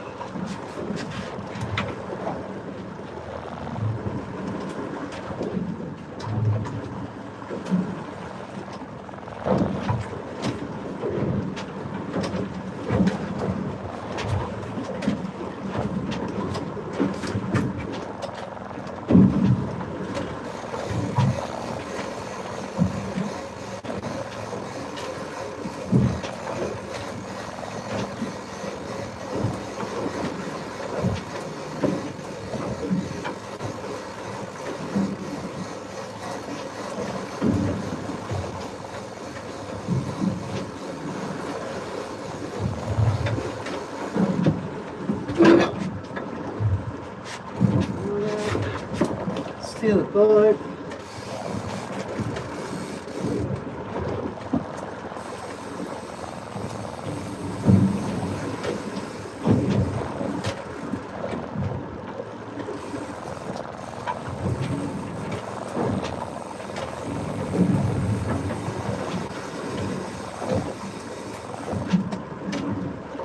Set the boat again.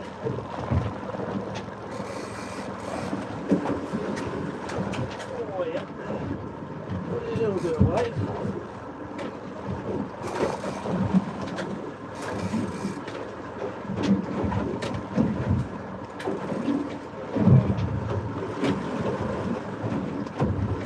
Let that drag right up. Try and get him in and go for another one.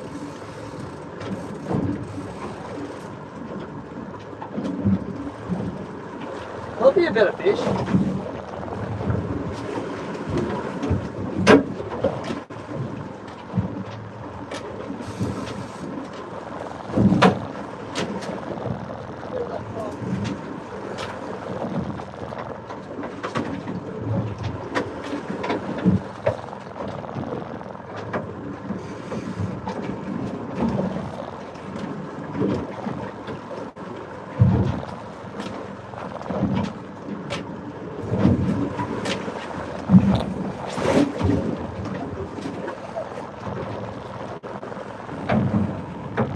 That was all right.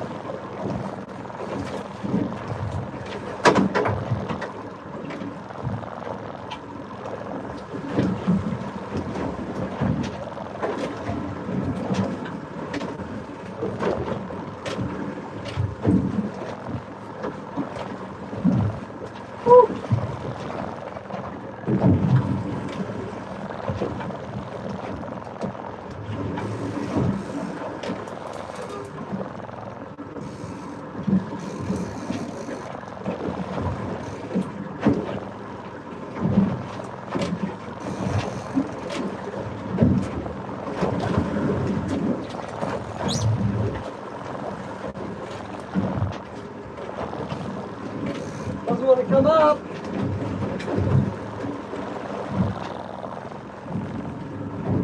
Not far away, just doesn't want to come up this last bit.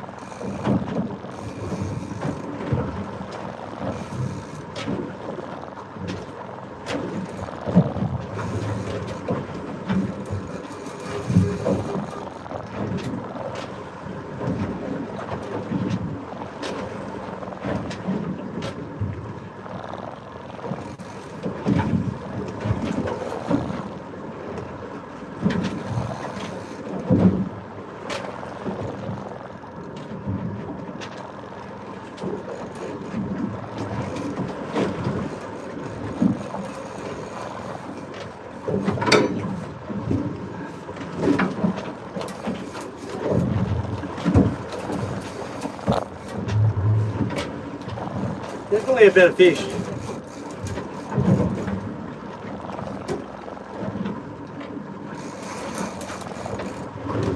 That's a long drag on there.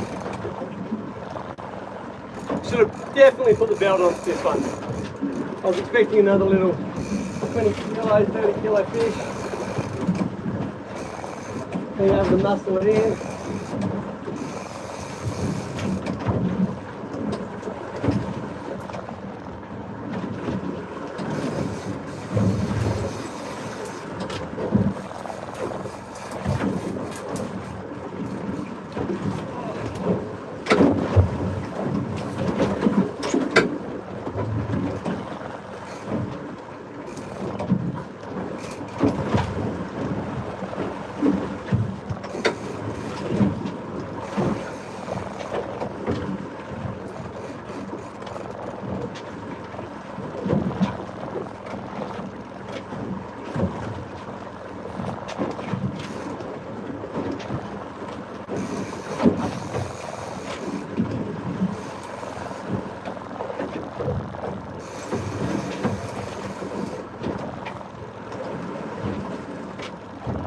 Almost swelled and cut the line for me.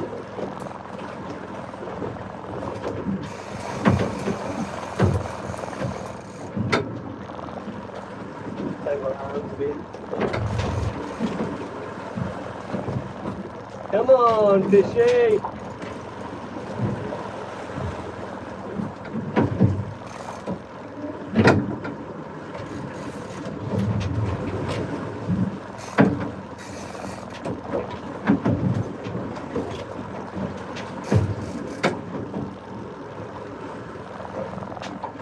Oh, yeah.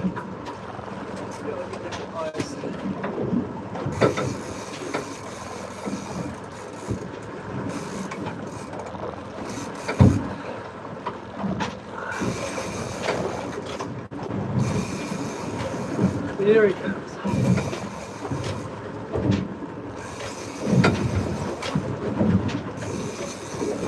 There's the double. Yeah, that's a nice fish. That's a nice fish.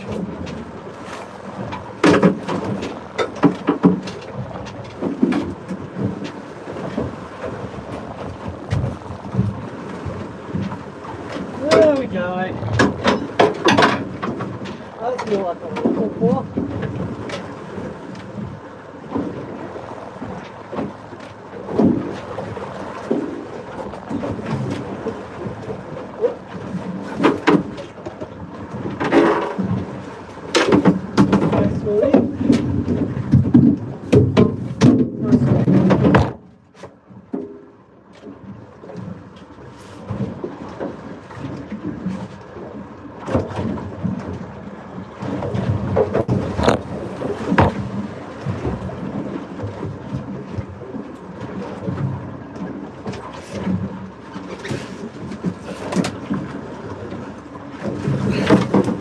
Oh yeah!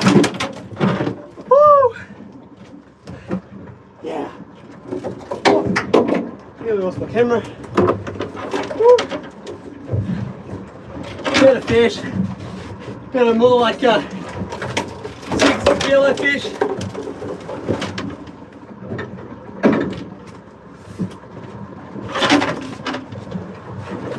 Definitely a better fish.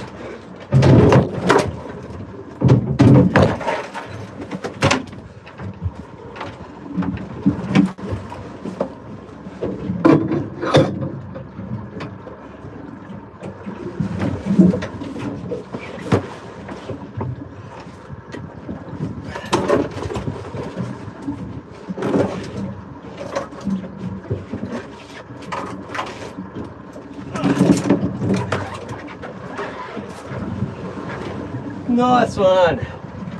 Nice little 60 kegger.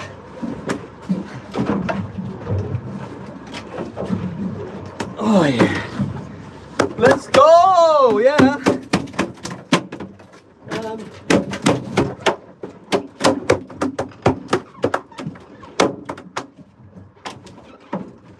around.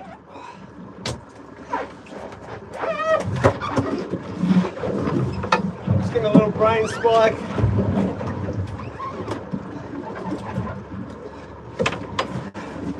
I'll give you a quick look and then I'll go and gut him. How do I do this? Spin the camera. There he is. Bigger fish. Fish of the day. Close to, it's probably 60 kilo whole, so by the time I gut him he'll be about 50, 53. Yeah. So that's good. Bit of sashimi. Woo. I'll get him bled and on ice and gutted and get him away and we'll go again. Thanks for watching everyone. Thanks for tuning in. This is good fun. First live on YouTube. Good little audience we've got going on here. I'm pretty happy with that. 75 of my favourite people joining me. Hell yeah.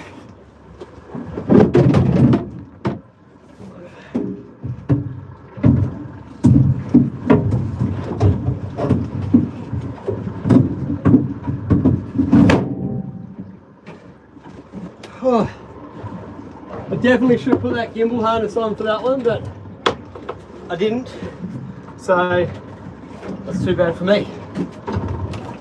Let's get this plate going forward, get the water out of it.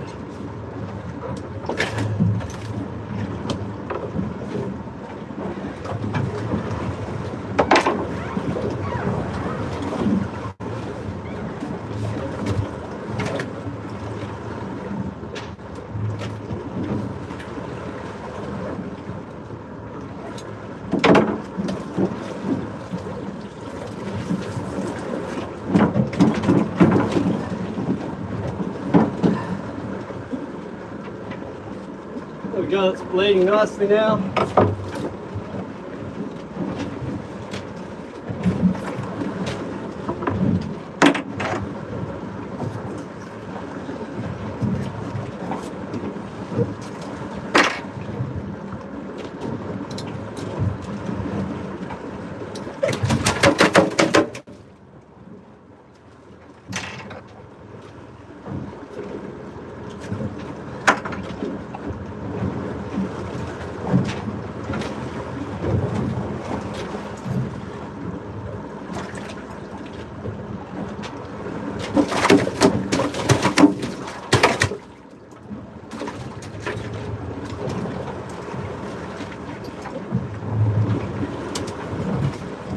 Icky Jimmy done.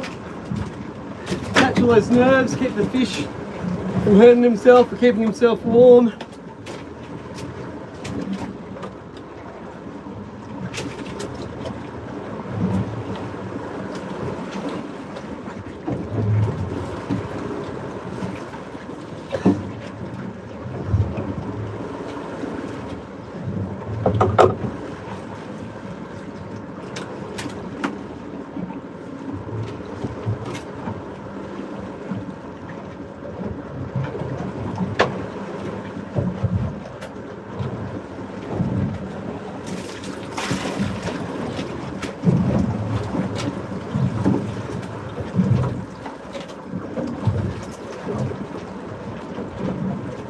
So we've got two different types of bait going on here. Got our Sowie and our red bait. So it's a Sowie and that's a red bait. So two different types of bait the fish are feeding on today. Oh, my gaff, I forgot about my gaff. It's right ahead of me. Let's go that back. Oh, that fish is bleeding.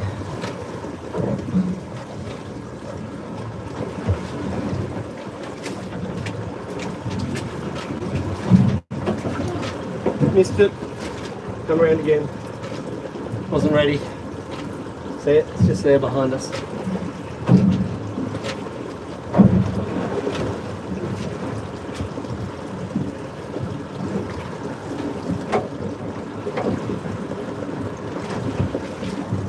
Spin around. The fish is bled out nicely now. I'll still grab this gaff and then I'll gut it.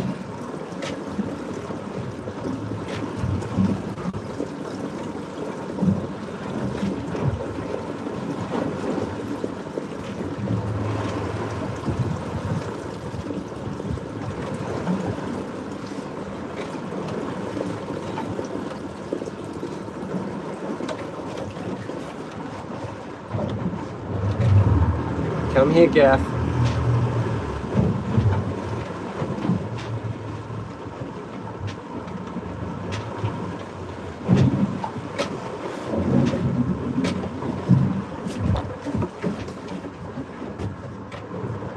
Oh my god, I ran straight over it that time. Heard it go under the boat. It'd be worse when ribs are backed off or you bump it accidentally. I don't really understand what you're saying there. But that's all right. Any luck? Yeah, we're going well. We're 6 tuna on. Most of them are sort of around the 20 to 30 kilo mark. And then we just landed one that's probably more like the 50 to 60 kilo mark. I just dropped my gaff in the water on that last fish, so I'm just getting that back now. Alright, this is it. The moment we're waiting for.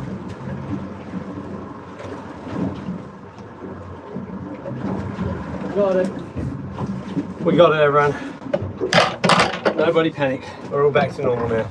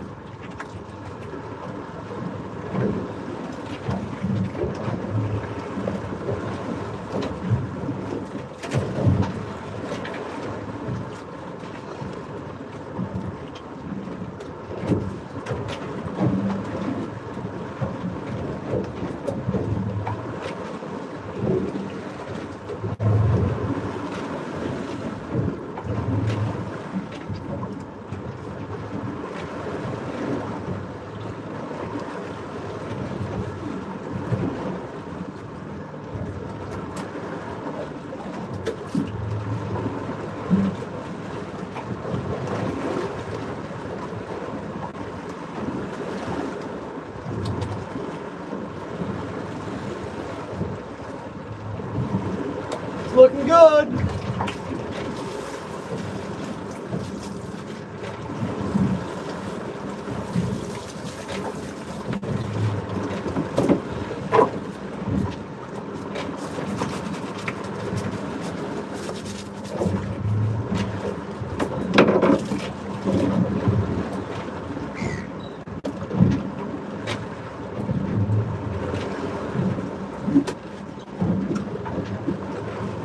There we go.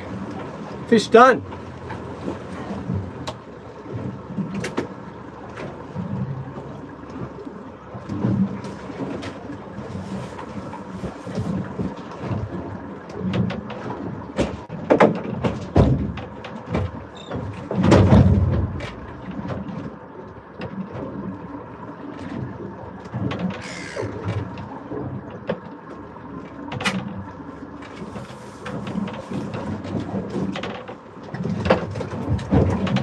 So it's a really nice 50 or 60 kilo fish there. Let's spin this around so you have a little look at him. Beautiful colour, all bled, gilled, gutted now. So I'm going to put him on ice. This is our boat. We've got twin 200 yammies. This is where I do all my fishing, all bloody and gutty because I've been gutting that fish. Little center console, twin ray marine. Talica TLD, sorry, Talica 250s, not TLD. And then I've got this slurry bin up the front, so we've got 5 fish in there already. There you go, there's a tail. And we'll put this in for number 6. Very, very good.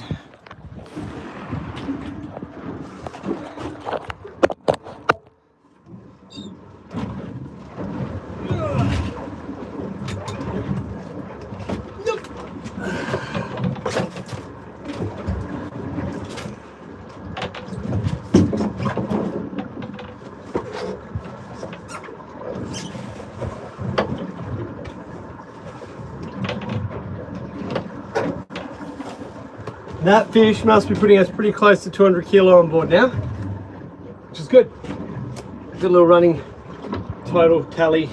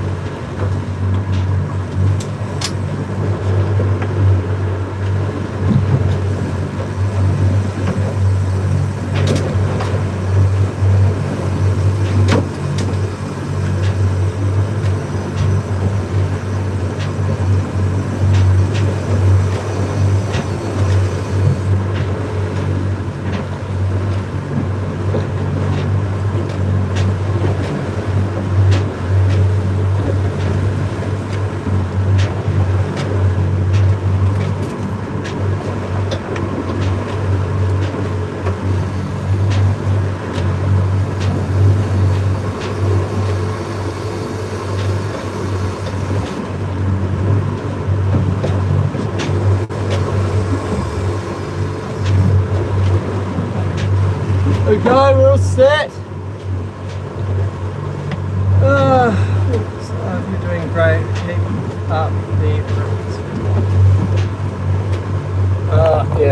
Sorry, the camera mount is keeps slowing down. I'll move that up. Thank you very much, Mark Williams. You're looking after me. You got my back.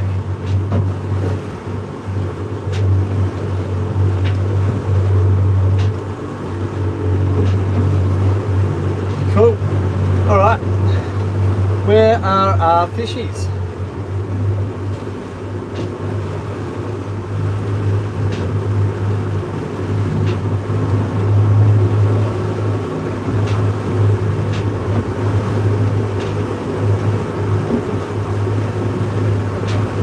Yeah, fishy, fishy.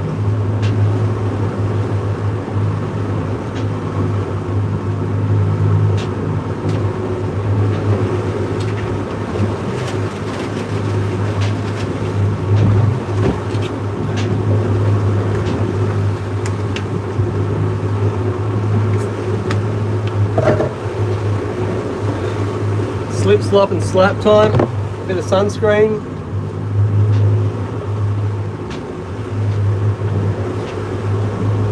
All rubbed in.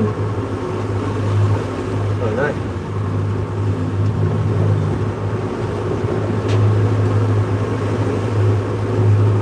Got some fishies up ahead.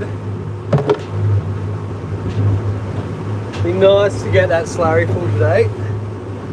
Good 400 kilo on board would be good. I feel like I can say that now that we must be about halfway, maybe not quite 200 kilo yet, but we've got to be getting close to the 200 kilo mark.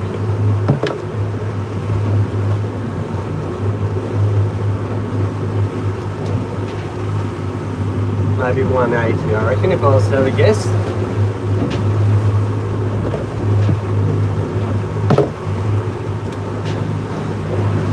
Really want my double hookup though. That's what we want. 2 rods off at once, 2 fish landed at once. Would be amazing. Or a nice big one, a nice 80 kilo fish would also be very enjoyable.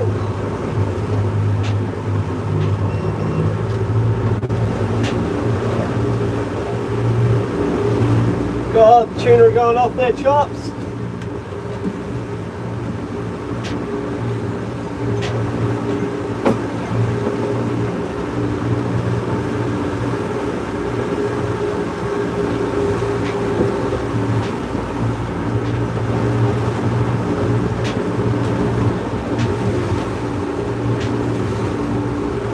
Well, we've got to get something here, surely.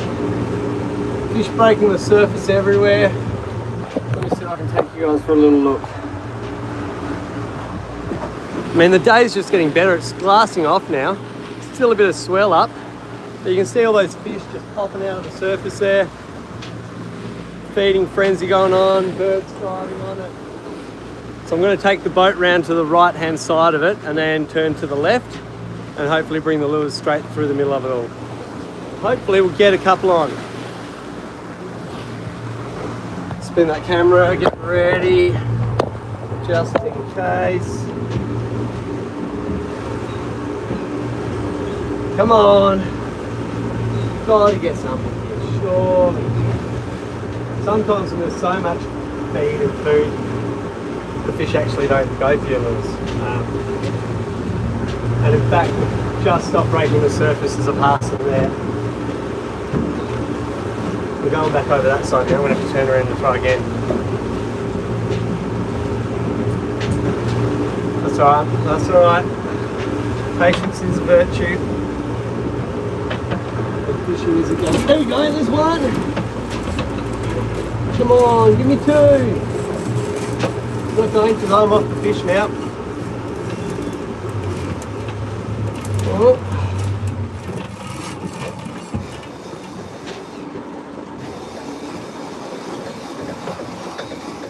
Does that come off? Does it come off? That's good.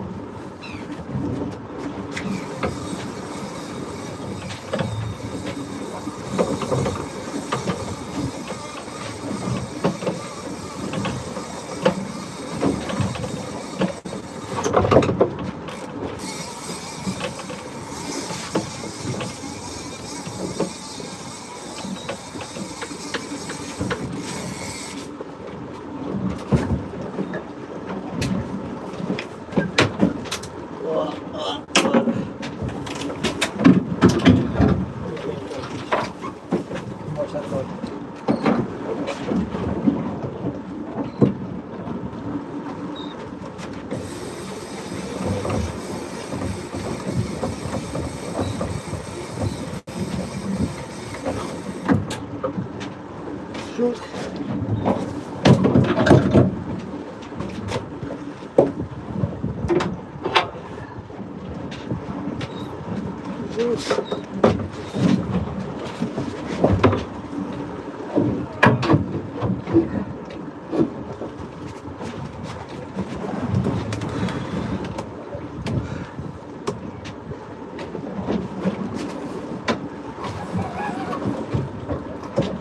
Oh yeah.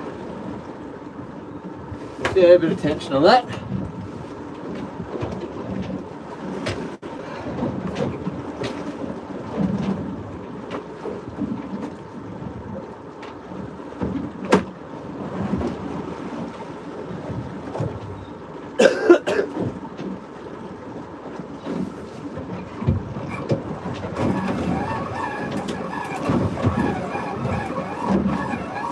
This reel needs a service.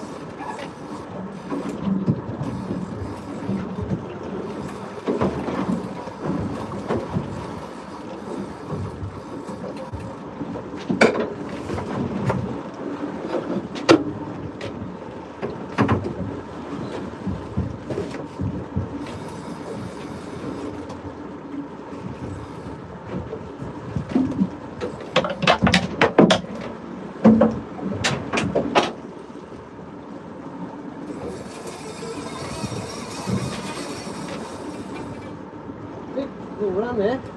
Big little run. Good little run. Little big run.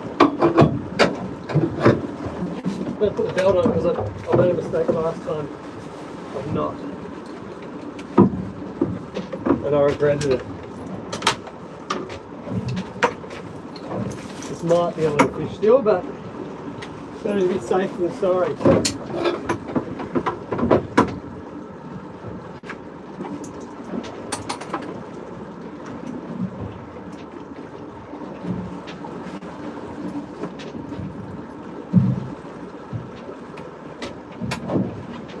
This will now be the smallest fish of the day because I put the spells on.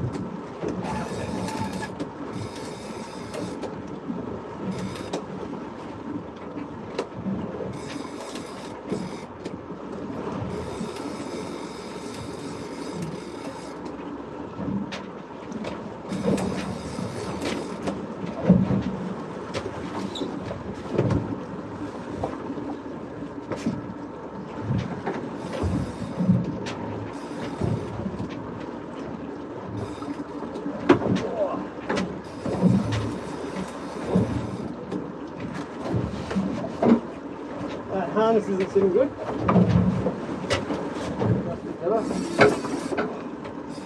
It's pulled off. Obviously the hook was only set in a soft part of its mouth. It turned into a run and went and came off, so it mustn't have been through the hard part of the now twitch. Look, there's not much I can do to avoid that. It's just frustrating. You put all that time into clearing the lines, getting the fish on, and you lose it. It's probably another nicer fish as well, by the feels of it. Anyway, you win some, you lose some. We lost that one. Let's get the gear out. Got that other boat coming up, and there's some birds feeding over there. Just going to beat them to it.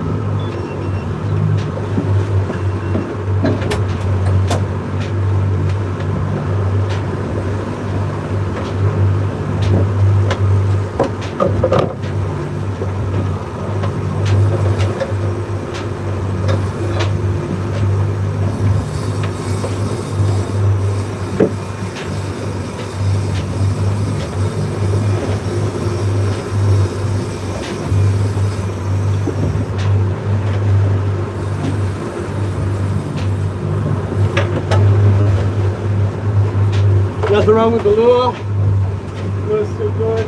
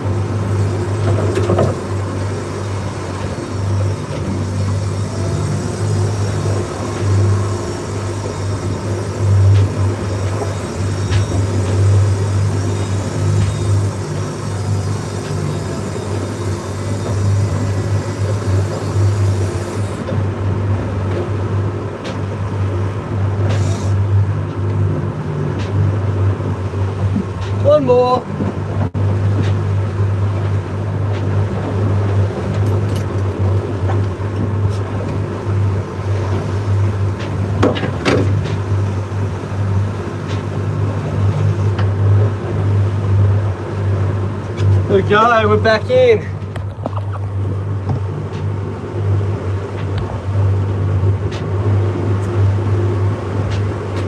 Hooks are back in. Let's get another fish.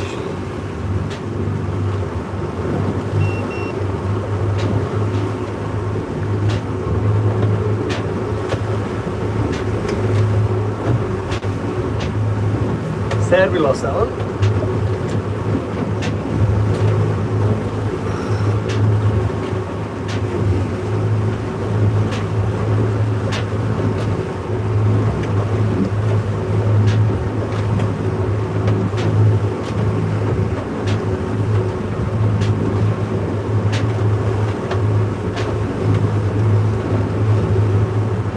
Alright, where are the fish, team? Where, oh, there's something over there. Is it right? No, it's not quite right.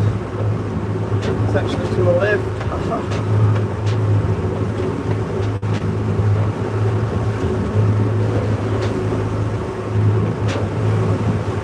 Last fish got lucky, yep, sure did. Yeah, it would have only had the hook through the soft part inside its mouth. These Halco lures tend to do that a bit sometimes, where the skirts seem to be more often a really nice set through the jaw, which results in a much better hold on the fish.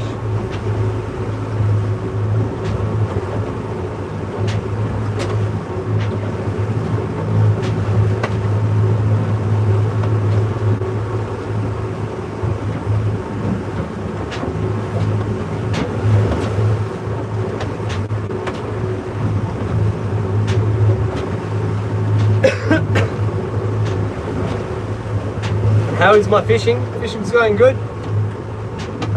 6 on the boat. About, probably if I was guessing, I'd say 180 kilo of fish. Yeah, we're just trying to tick over a few more. We just dropped one.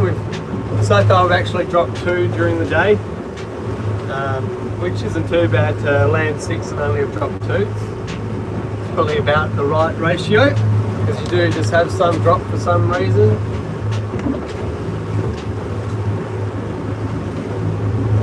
About a week ago I lost 5 fish in a row, and that hurts. That was very sad.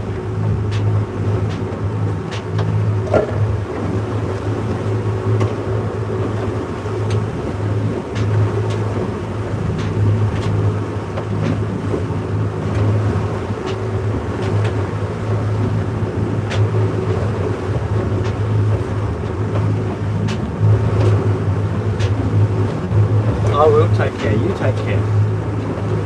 Everyone take care.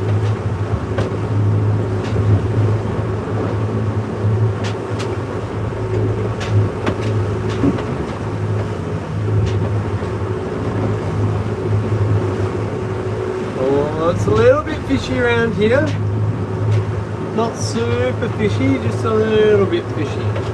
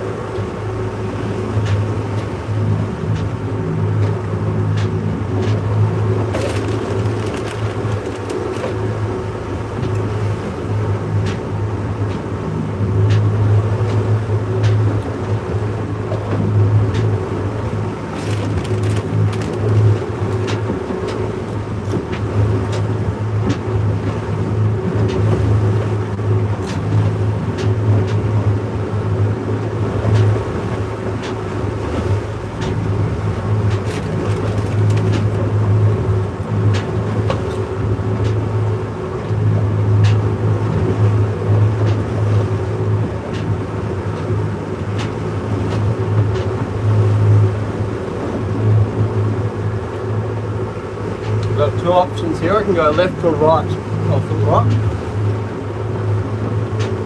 West side or east side. I don't know which way I'm going to go.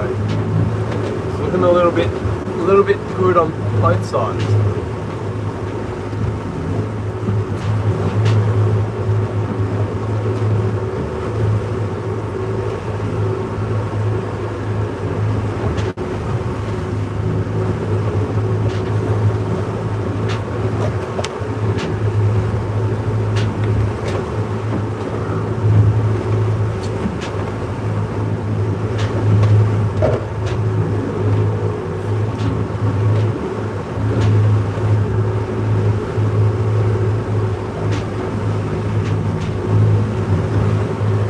something, something.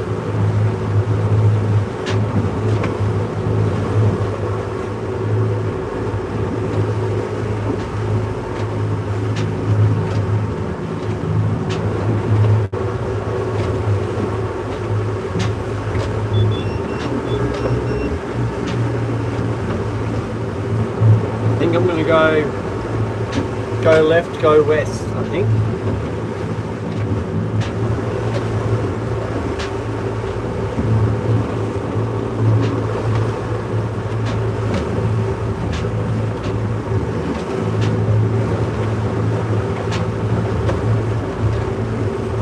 Yeah. Go left, go west is looking good. Looking like the right choice. The Wicked Witch of the West.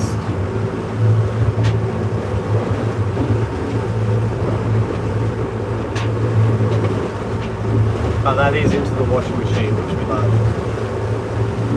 The wishy-washy water.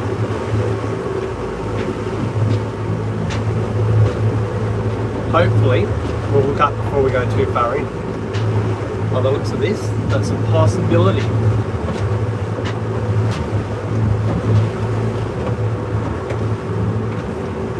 Those are all looking good, yeah. Fair few birds having a little scratch around on the surface here. Little bit of feeding happening from below. Looking good. It's looking fishy. Looking fishy.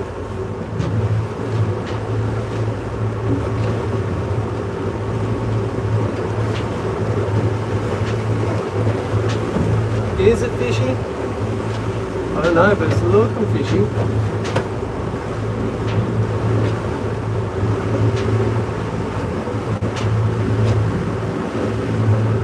Come on. Please be fishy.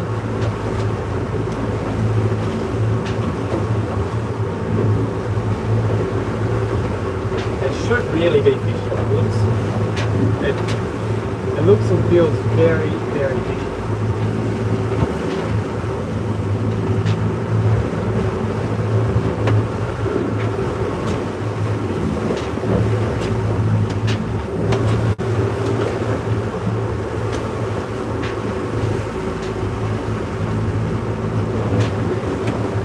Mark the fish on the sounder just there.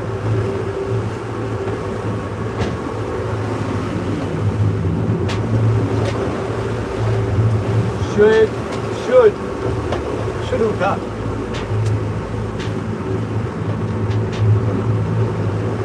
Come on.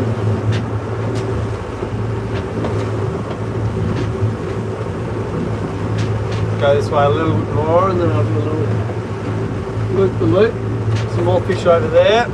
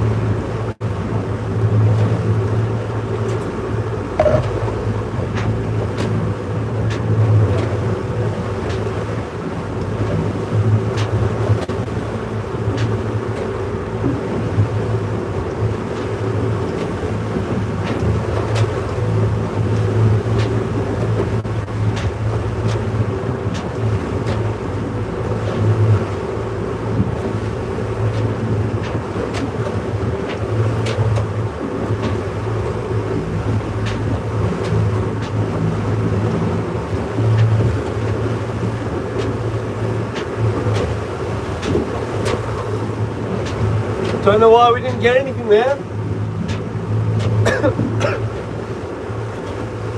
Everything was looking like we should have got a fish.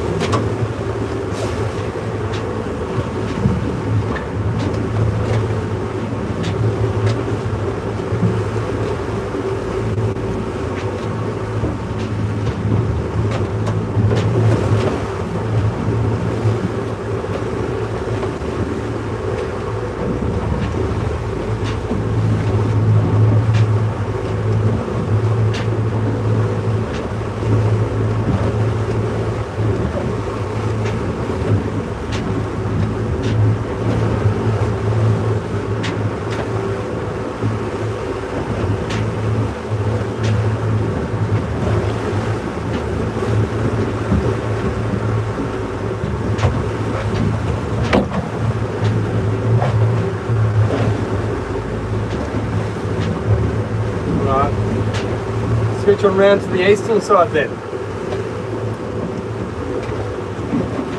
Switch on round.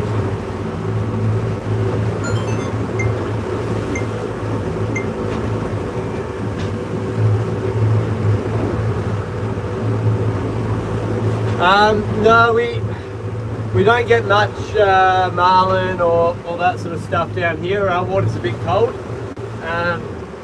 You hear of the occasional one being caught. We get swordies down here. People deep drop for swordfish. But yeah, we don't get any of the marlin. Yeah, unfortunately. Very occasionally you hear of one. There was one actually caught up out of St Helens, up the east coast of Tassie. What was it? Probably a week ago actually. Nice size one too, but it's not a common occurrence.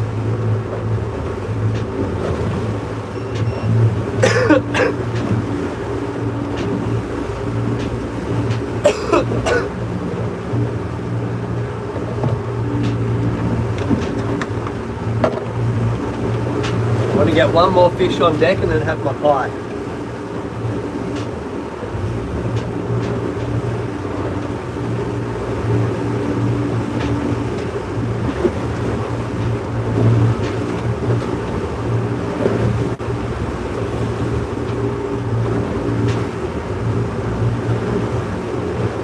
Oh, some fish up ahead.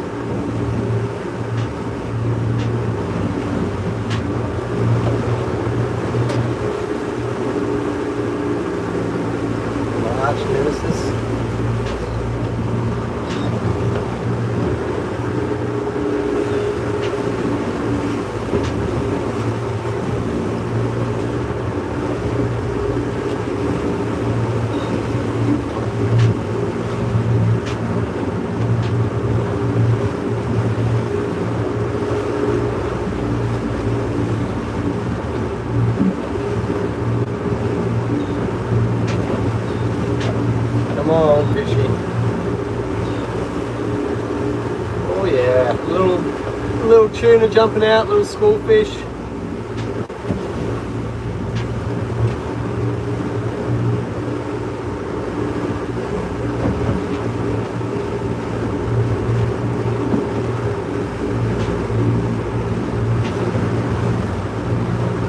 Few big albies cruising around.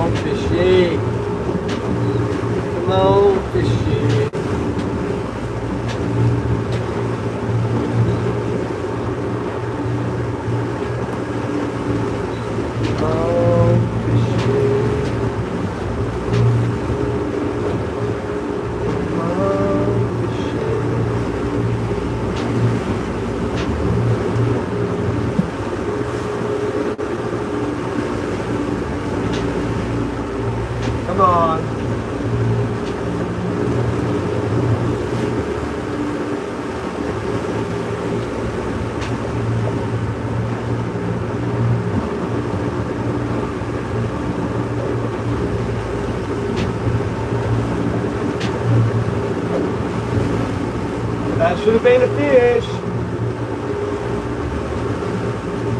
Got them on the sounder.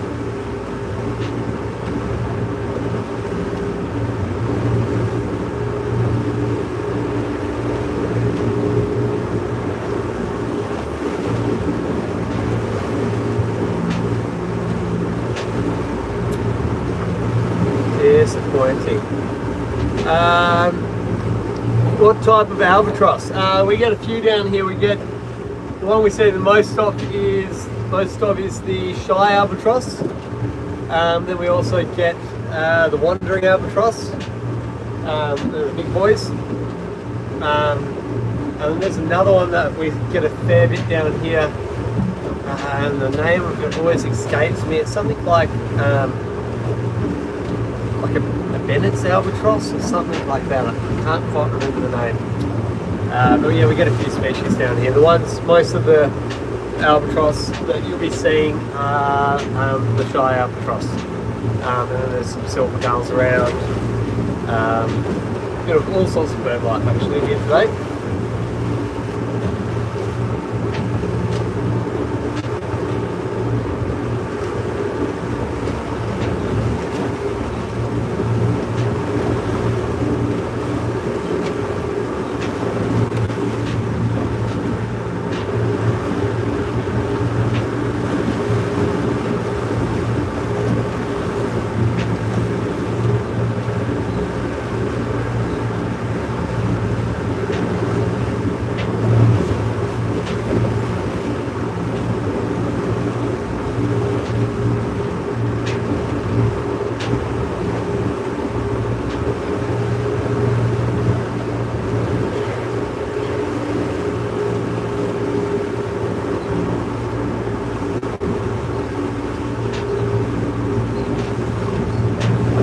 Below us now on the sounder.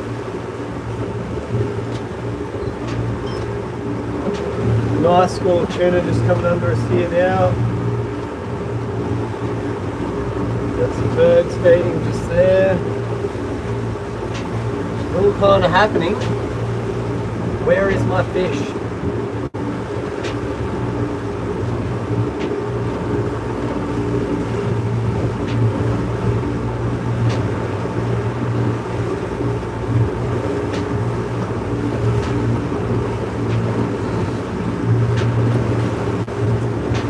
Those fish are sitting down at 20 metres, they're a little bit low. We've gone over them 3 or 4 times now, they won't come up. So we might just squish on down here another 100 metres where there's another lot of birds. Maybe the fish there are feeling a bit more friendly. Maybe.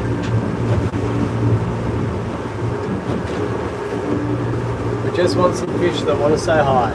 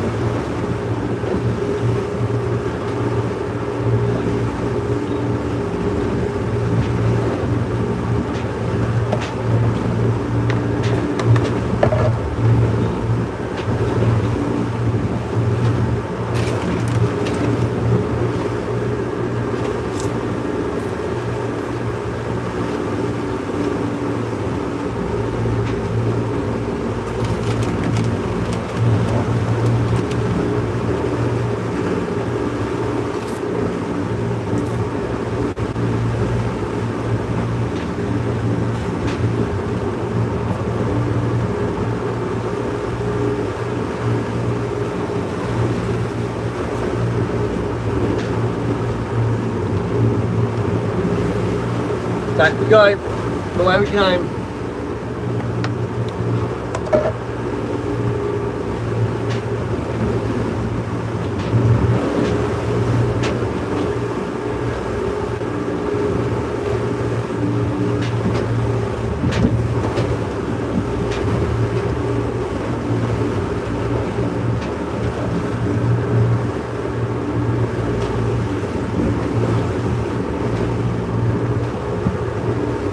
Starting to think I might need some smaller lures. There's been a fair bit of smaller red bait in the feed, so maybe I'm going to match the hatch a bit better.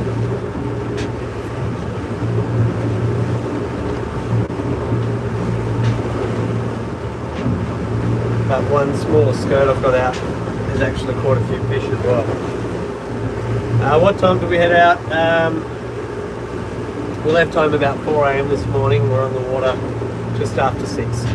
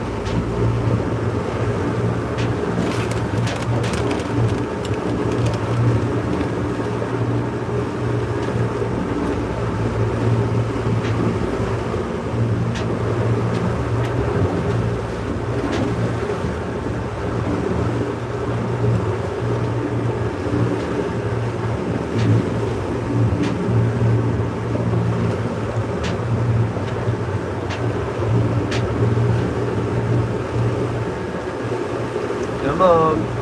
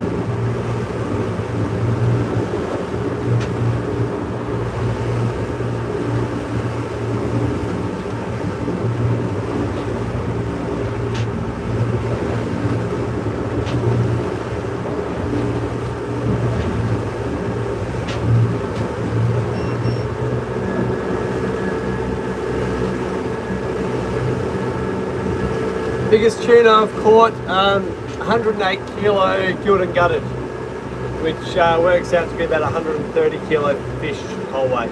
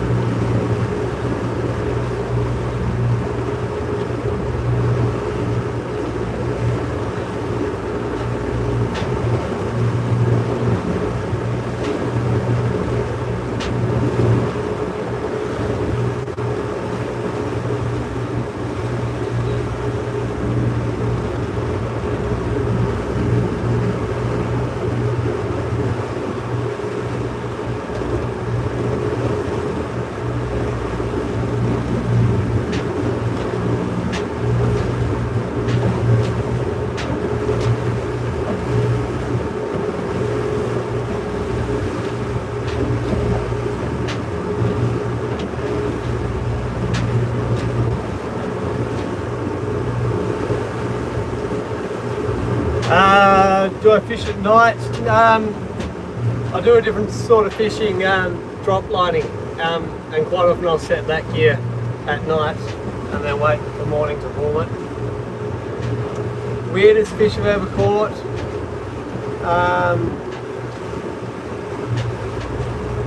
Gee, I don't know.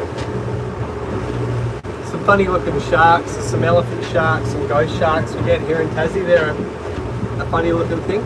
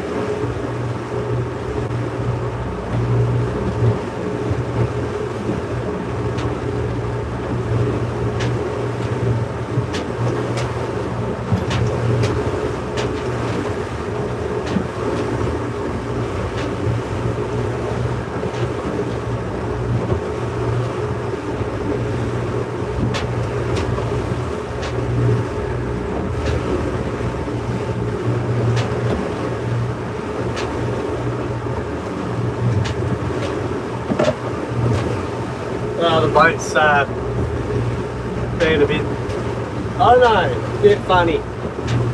We sort of, they were on a fish and I started heading over to a feeder fish and they quickly started moving again, got the gear out, cut in front of me, which is fine, they can do that if they want.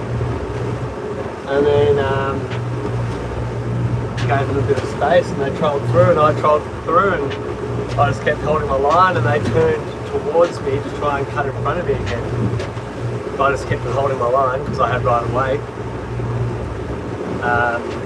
And they ended up having to turn right back around for themselves and came sort of within 20 metres of my port side, which is funny. Anyway, so I'm actually going to head away from those fish and go back over this side and give them a bit of space because we've got a lot of space out here and there seems to be enough fish. Just haven't picked up for a little while. So we should all be able to get along.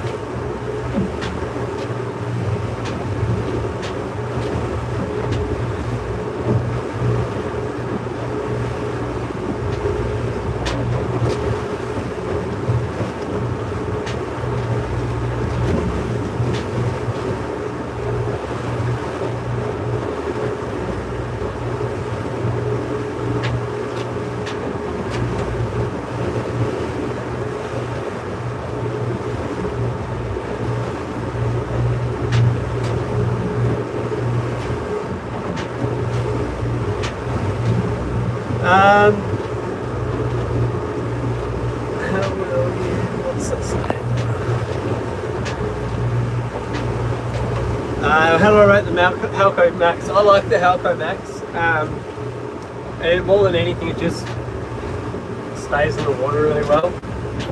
The dipped Halcos are always popping out of the water, but I do like the Halco Max.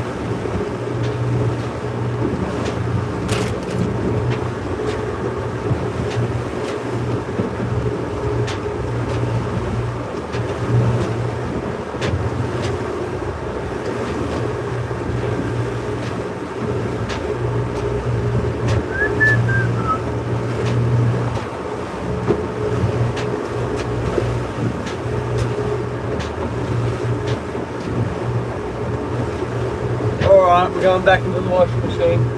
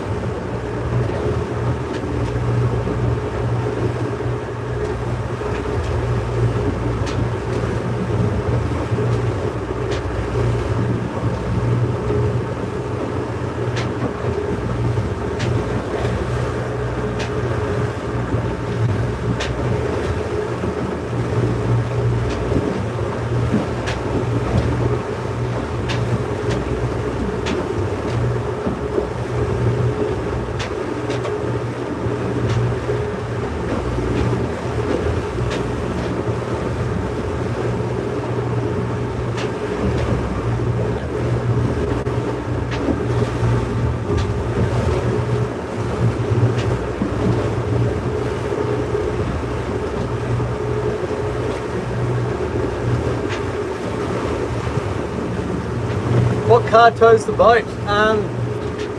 I've got a 2014 Holden Colorado, which look, actually does a very good job.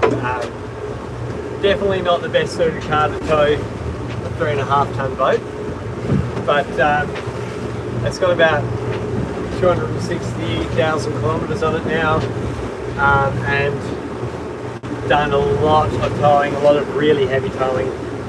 On a lot of winding, hilly roads, a lot of gravel roads, corrugated roads, and I really haven't had any major problems with it. I go through brakes like no tomorrow, but that's just part of the parcel with heavy towing. I've had to replace the turbo once. It never actually failed on me, it just the bearings started to go, started making a real bad noise, so I got the turbo replaced. I even kept on towing the whole time while waiting for the new turbo to arrive. So I was told not to drive the car and I kept on towing with it, and it thankfully survived that whole time. Yeah, it's been good. Showing its age a little bit now, but still going strong. It's definitely a slow tow vehicle. You know, you drop down to 50 kilometres an hour up some of the hills out of Huonville. But I can't complain.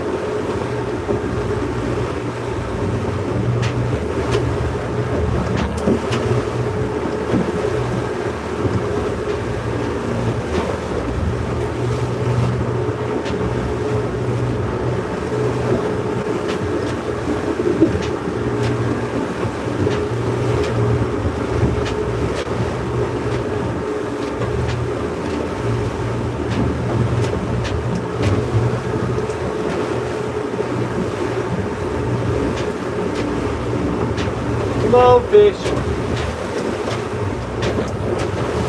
Deserve to get something for being in this washing machine.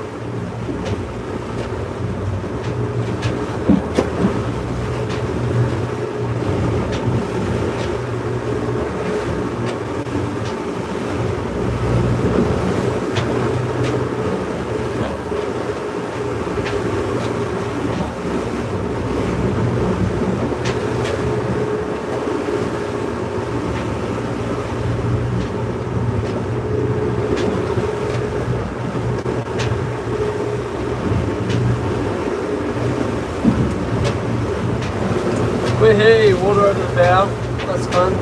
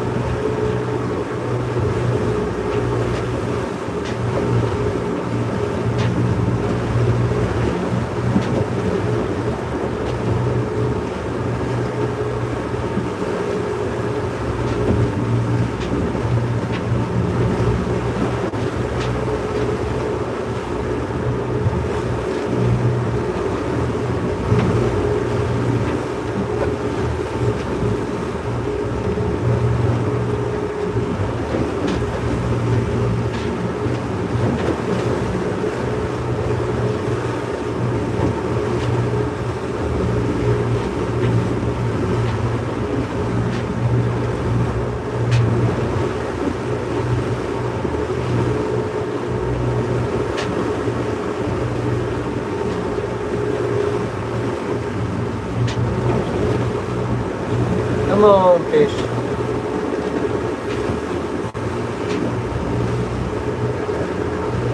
Needs a tune for the more healy stuff. Yeah, it's definitely got a bit quieter. There's still a bit of feeding going on, but they're not interested in the lures, and I haven't actually seen the other boats, not for a little while yet either. I would have fished just before, but they've gone.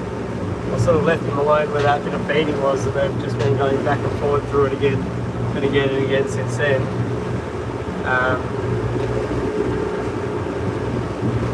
But what I might actually, there's some healthier.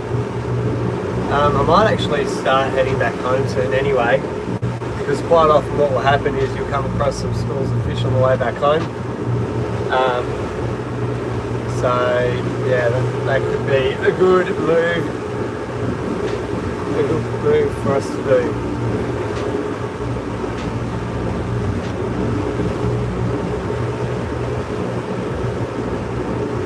I know that when I got on the water it was an outgoing tide, and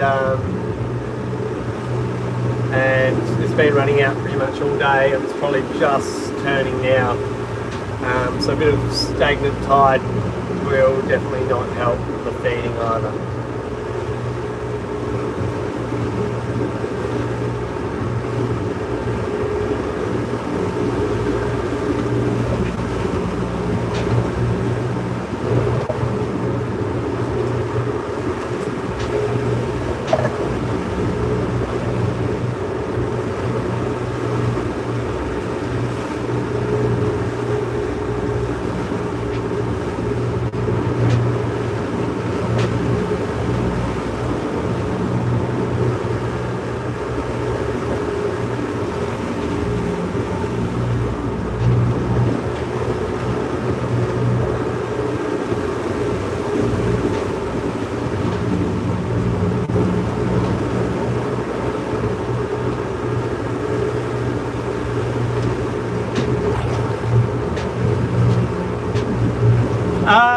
Look, I like movement, so you know, incoming tide or outcoming tide, I don't think it makes a big difference, but you just want water flow. So where we're fishing, around us is about 150 metres deep. We've obviously got this rock that's sticking out of the water by about 40 metres. So essentially it's coming from 150 metres up to really shallow, you know, 30 metres in the shallow parts. And if you've got water flowing over that, it's going to make a really nice pressure point, which will cause like a little pocket of feed. So I just like water moving, running over the shallow area, make a pressure point, pocket of feed, and then the tuna normally sit there and munch on that. That's my thoughts anyway. But you know, fish are fish, fish can swim. Sometimes fish are hungry, sometimes they're not. There's so many variables other than just tide. it's hard to really nail down to what works and what doesn't.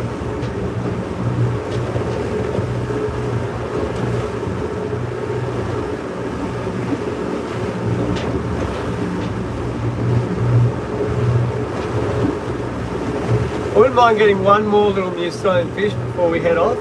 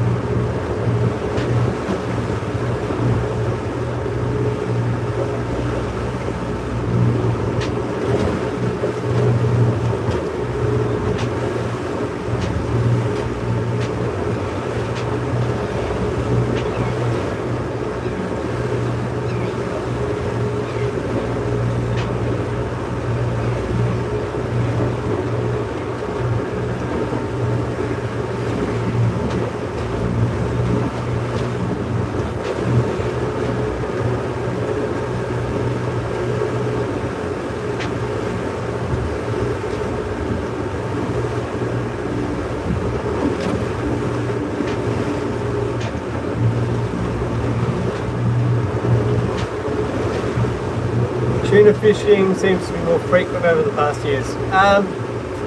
Yeah, I've sort of been doing it since 2022 commercially, and it's been pretty steady over those, what's that, the last 4 years. It's been fairly steady. Down south seems to hold a lot more consistent fish. The east coast definitely is more seasonal. But I think there's good years and bad years. Last winter got a little bit quiet. The year before that, we were catching fish pretty much every month of the year, every trip that we went out for.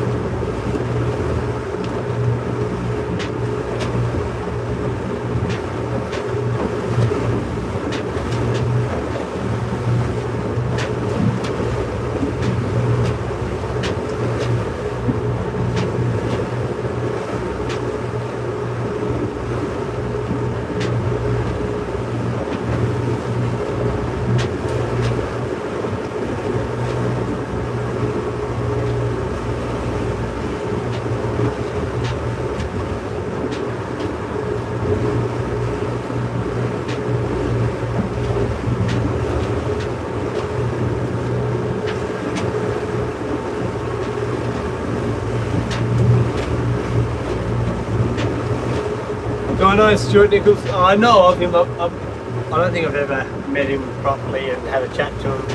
Said hi to him a few times down at the boat ramp there, but yeah, I know of him, but I wouldn't say I know him.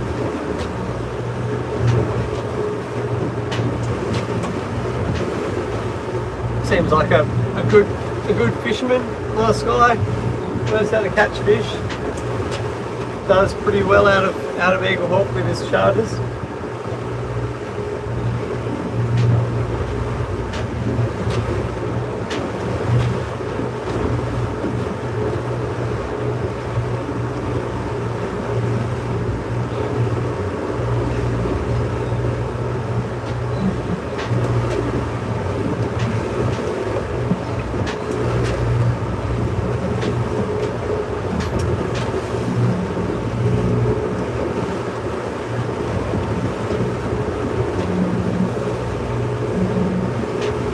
Nice whitewash here now.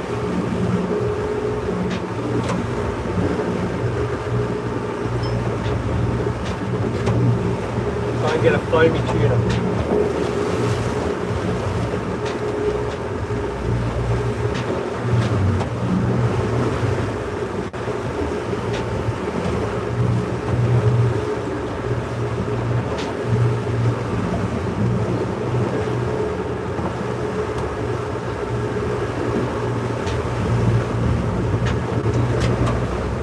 Yeah, he's caught some pretty big sized fish out of there. He does well.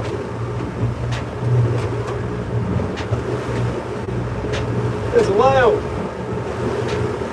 just go over and say hi to the whale. See if the whale's got any tuna friends with him.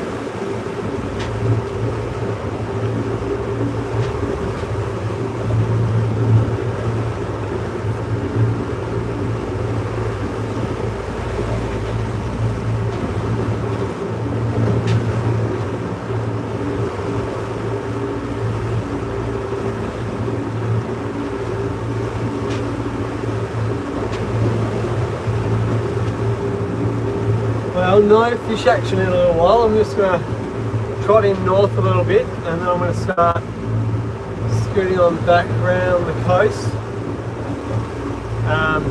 I'll keep trawling the lines for a little bit, but there's a marine closure that I've got to go through. So I have to wind the lines into that part and then we'll try and find some more feeding fish. That's the plan.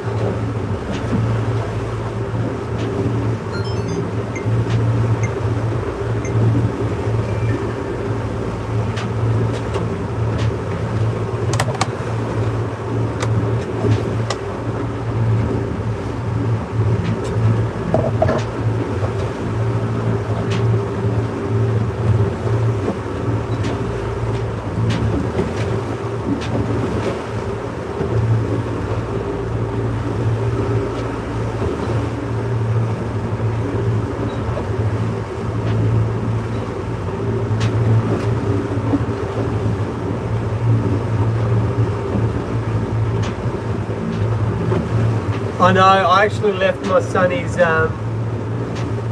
behind today, which is really sad. I think there is a spare pair on the boat of like your beautiful speed dealer sunnies, but they tucked right up the bow. And it was overcast this morning, so it wasn't too bad. So I probably should go get them now. But yeah, I did leave my sunnies behind today, and a hat. I didn't have a hat either. So I put sunscreen on. But the glare is a killer.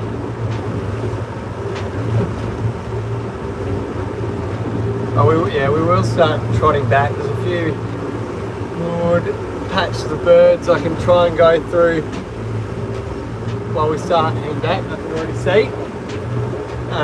So hopefully we'll pick up another half dozen fish or so on the way back in. So that's the thing. We've still got about 35 miles to do to get back home, so there's still plenty of opportunity to pick up a fish or two.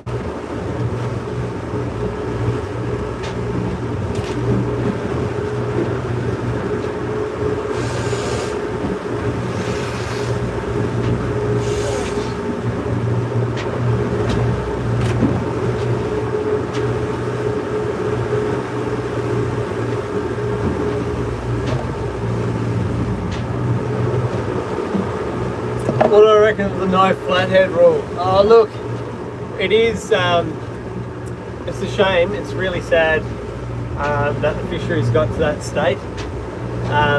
Really, NRE, Fishing Tas should have done a lot more, a lot earlier. You know, I know they brought in some restrictions in the last few years, but like going back not that long ago, so in the last 10 years, you know, I think 30 centimetres was your size limit and you could have 10 fish per person, or might have even been more than that, and just like the fishery got flogged, so they should have done something way back then and now they're just panicking because they didn't do anything. But you know, if we've got to close the fishery and let it recover, that's what we've got to do, and just hope that it means we'll have a fishery again in the future. Otherwise, if we do nothing still now, nothing's going to get better.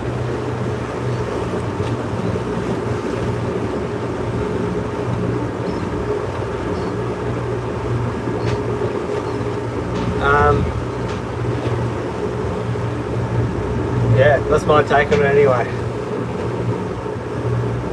Good that there's still the tiger flathead to catch, so that's good news, but not many people actually bother to try and catch them. Yeah. Have I got autopilot? No, I don't, and I kind of wish I did. When we were getting the boat built, we chose not to put it on because it was an extra cost, but in hindsight it would have been worthwhile, because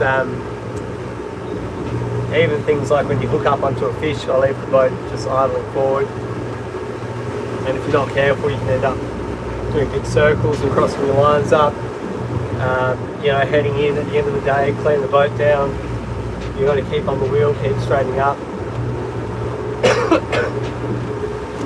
So yeah, no autopilot, but we probably should have. Maybe when we repower one day, when these engines have got a few more hours on them, we'll probably repower the boat, and maybe we'll put autopilot on at the same time. I mean, we could do it now, but we're surviving, still catching fish.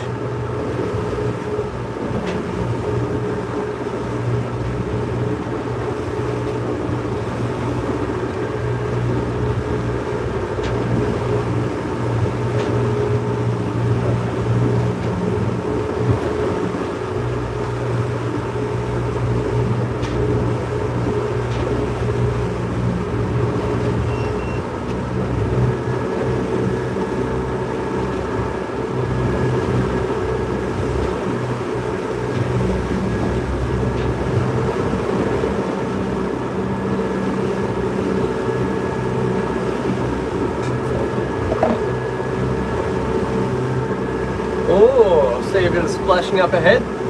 That's promising.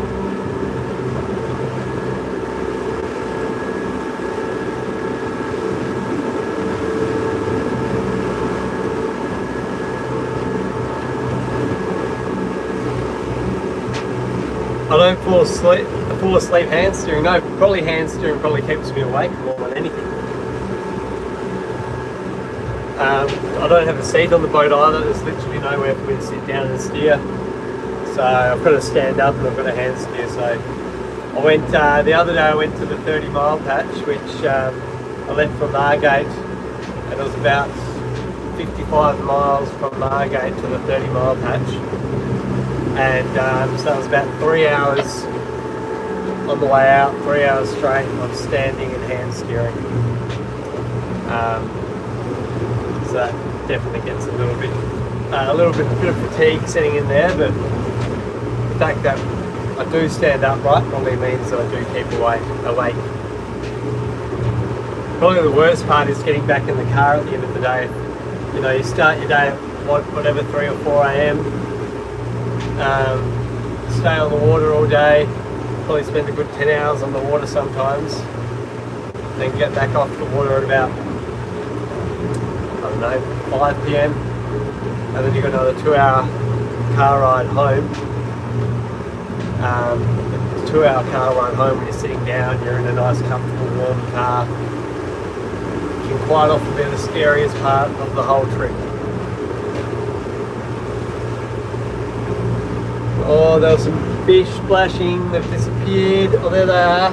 There's a whale out here as well. This is definitely the place to be out here. Definitely the place to be.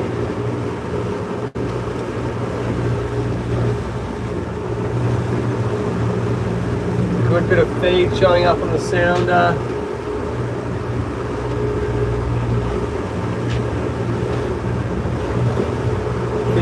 Fish are like popping up here and there, and moving, 20, 30 meters at a time. Lost them again.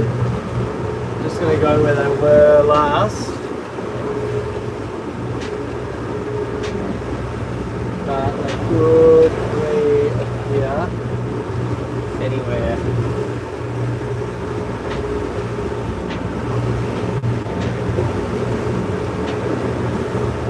The fish have gone boat shy. Anytime you get near them with a boat, they disappear. I think they're going up behind it over there. Go this way then.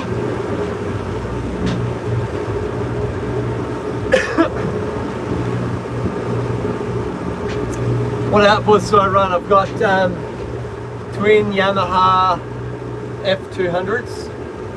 They're just an inline 4 200 horsepower motor. So not being an inline 4 is actually good. They're probably a bit lighter than a lot of the I think a lot of the 200s end up being a V6. So a bit lighter is good because this boat does get heavy when you fill it up with fish, and also very, very economical. So we're not a race boat. We're a fishing boat. So quite often I'm cruising out and I'm just doing 20 knots or so.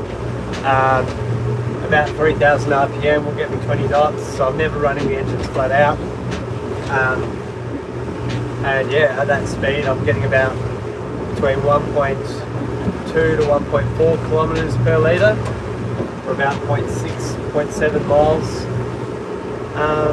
nautical miles per litre, which on a 7.5 metre boat is pretty good fuel figures.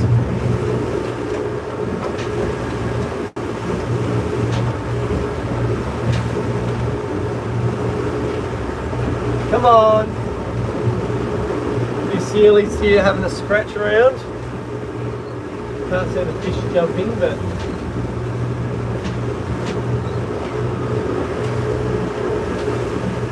the fish have definitely gone boat shy. Anytime you get near them with a boat, they run away, disappear.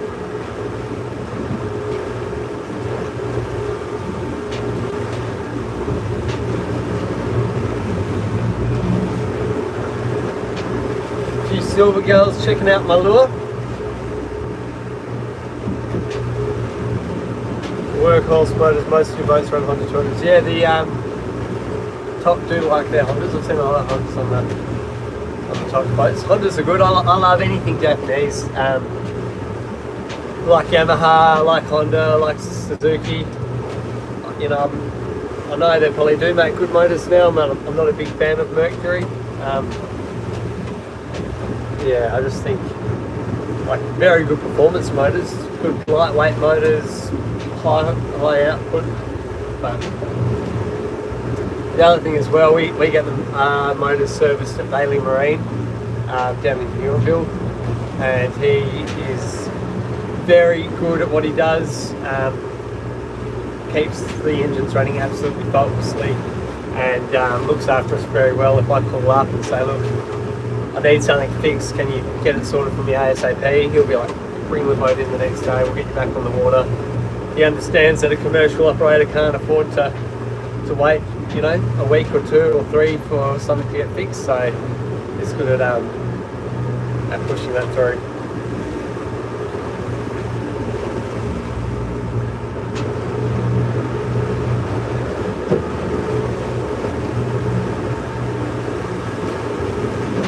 The Hondas, you would get a lot of heavy load on your Hondas, so those barges on the oyster farms get loaded up pretty heavy.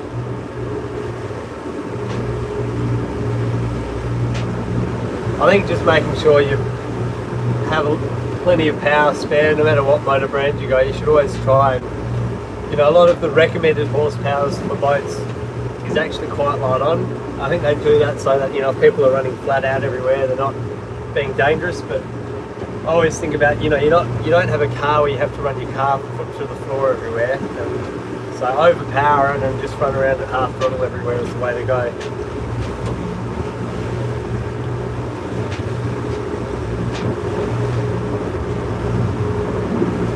Alright, we got to get a fish here. Feed everywhere, birds feeding.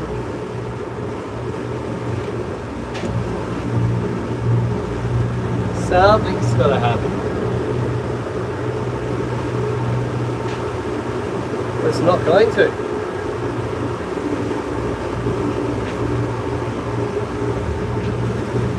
Now the fish are jumping out over there. Oh, there's the whale. Whaley, whaley. Come on, let's give it one more go. We should be able to pick up a fish here. We really should. It's amazing how it's just changed from, you know, we're going back to back fish without really trying too hard. Just what, a couple of hours ago. And now I can still see fish around, but we just can't pick one up.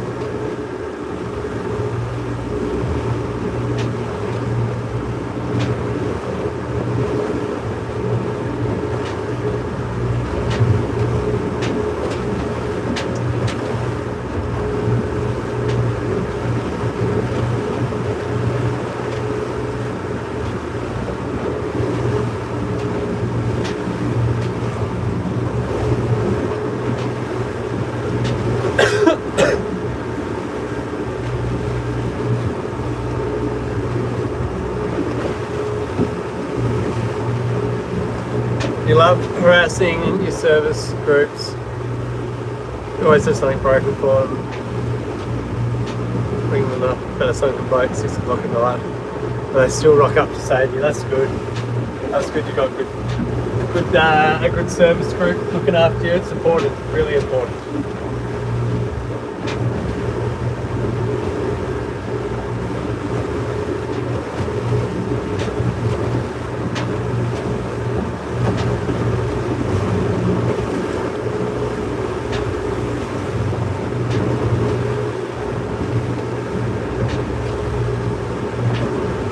I think there's just too much feed here for the amount of fish, and so they aren't jumping on our lures. I'll spin that around. You can see there's a lot of surface feed going on, and I do see fish jumping out from time to time, but I think there's too much choice for them. So you know, why would you eat one of 4 lures when there's about 10,000 bits of bait for you to eat? It's probably the situation we're in.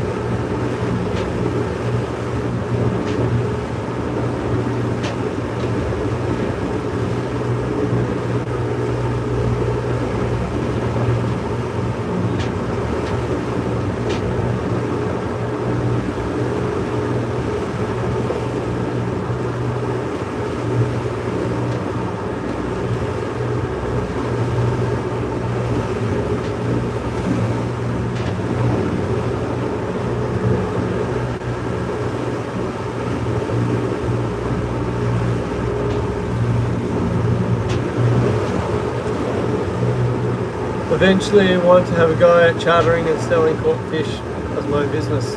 Got any tips on running a business? Let your business sort of grow naturally. Don't you don't need to try to start off too big. Starting off small is good. Let you trial and error things as you run them. Work out what works well. Even when you set your boat up, don't go and spend a heap of money into your boat. Just if you've got a boat that you can get out and get fishing on, start doing that, and then you can, you might have in your head all these ideas about how it's going to work, what's going to work well, but until you actually get out there and get fishing, you don't really know. So don't go spending a heap of money on getting all set up perfect the way you think you need to be, to then go out and go fishing and realise that, oh, actually, if I did it like this, it would have been better. Or that was a waste of money, I didn't need to get that, I won't ever use it. Or, you know, I really wish I could have done this instead. So, yeah, that's probably my number one tip.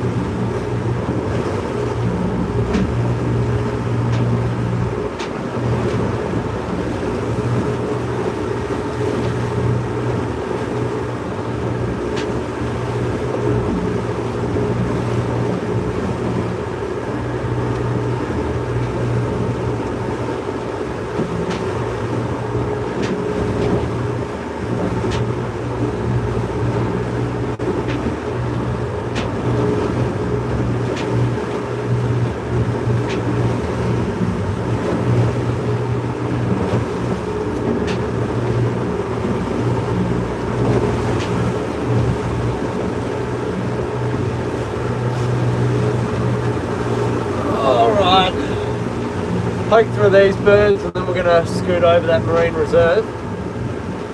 Well, actually, I'll keep trolling out that way a little bit more.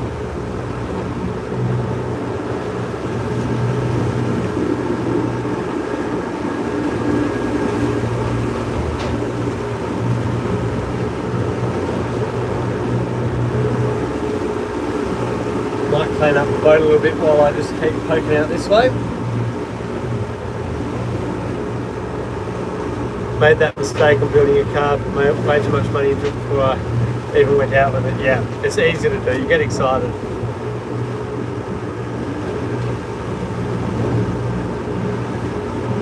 Yeah, there is so much bait around. I'll show you again. You know, I've just been trolling that whole time and there's just all this thick bait up high. And there's definitely fish around as well. I've seen them break the surface. But I just think with the amount of bait, you know, like I said, we've got 4 lures in the water. What are the chances that fish are going to bite one of our 4 lures when there's 10,000 bits of bait around? So I think that's the problem. So we'll move on. It feels weird to leave a place where you know there's fish, but it's probably the best thing to do at this stage. Right, I'll let you look at the rock for a bit. I'm just going to shut some lights.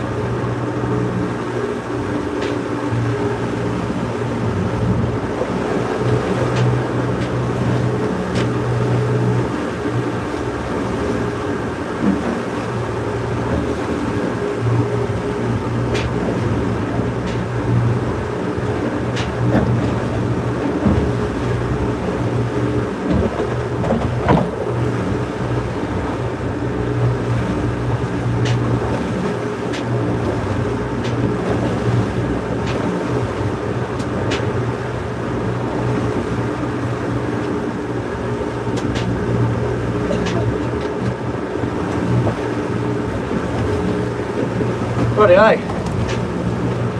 We're back. Put the fish away up front a little bit.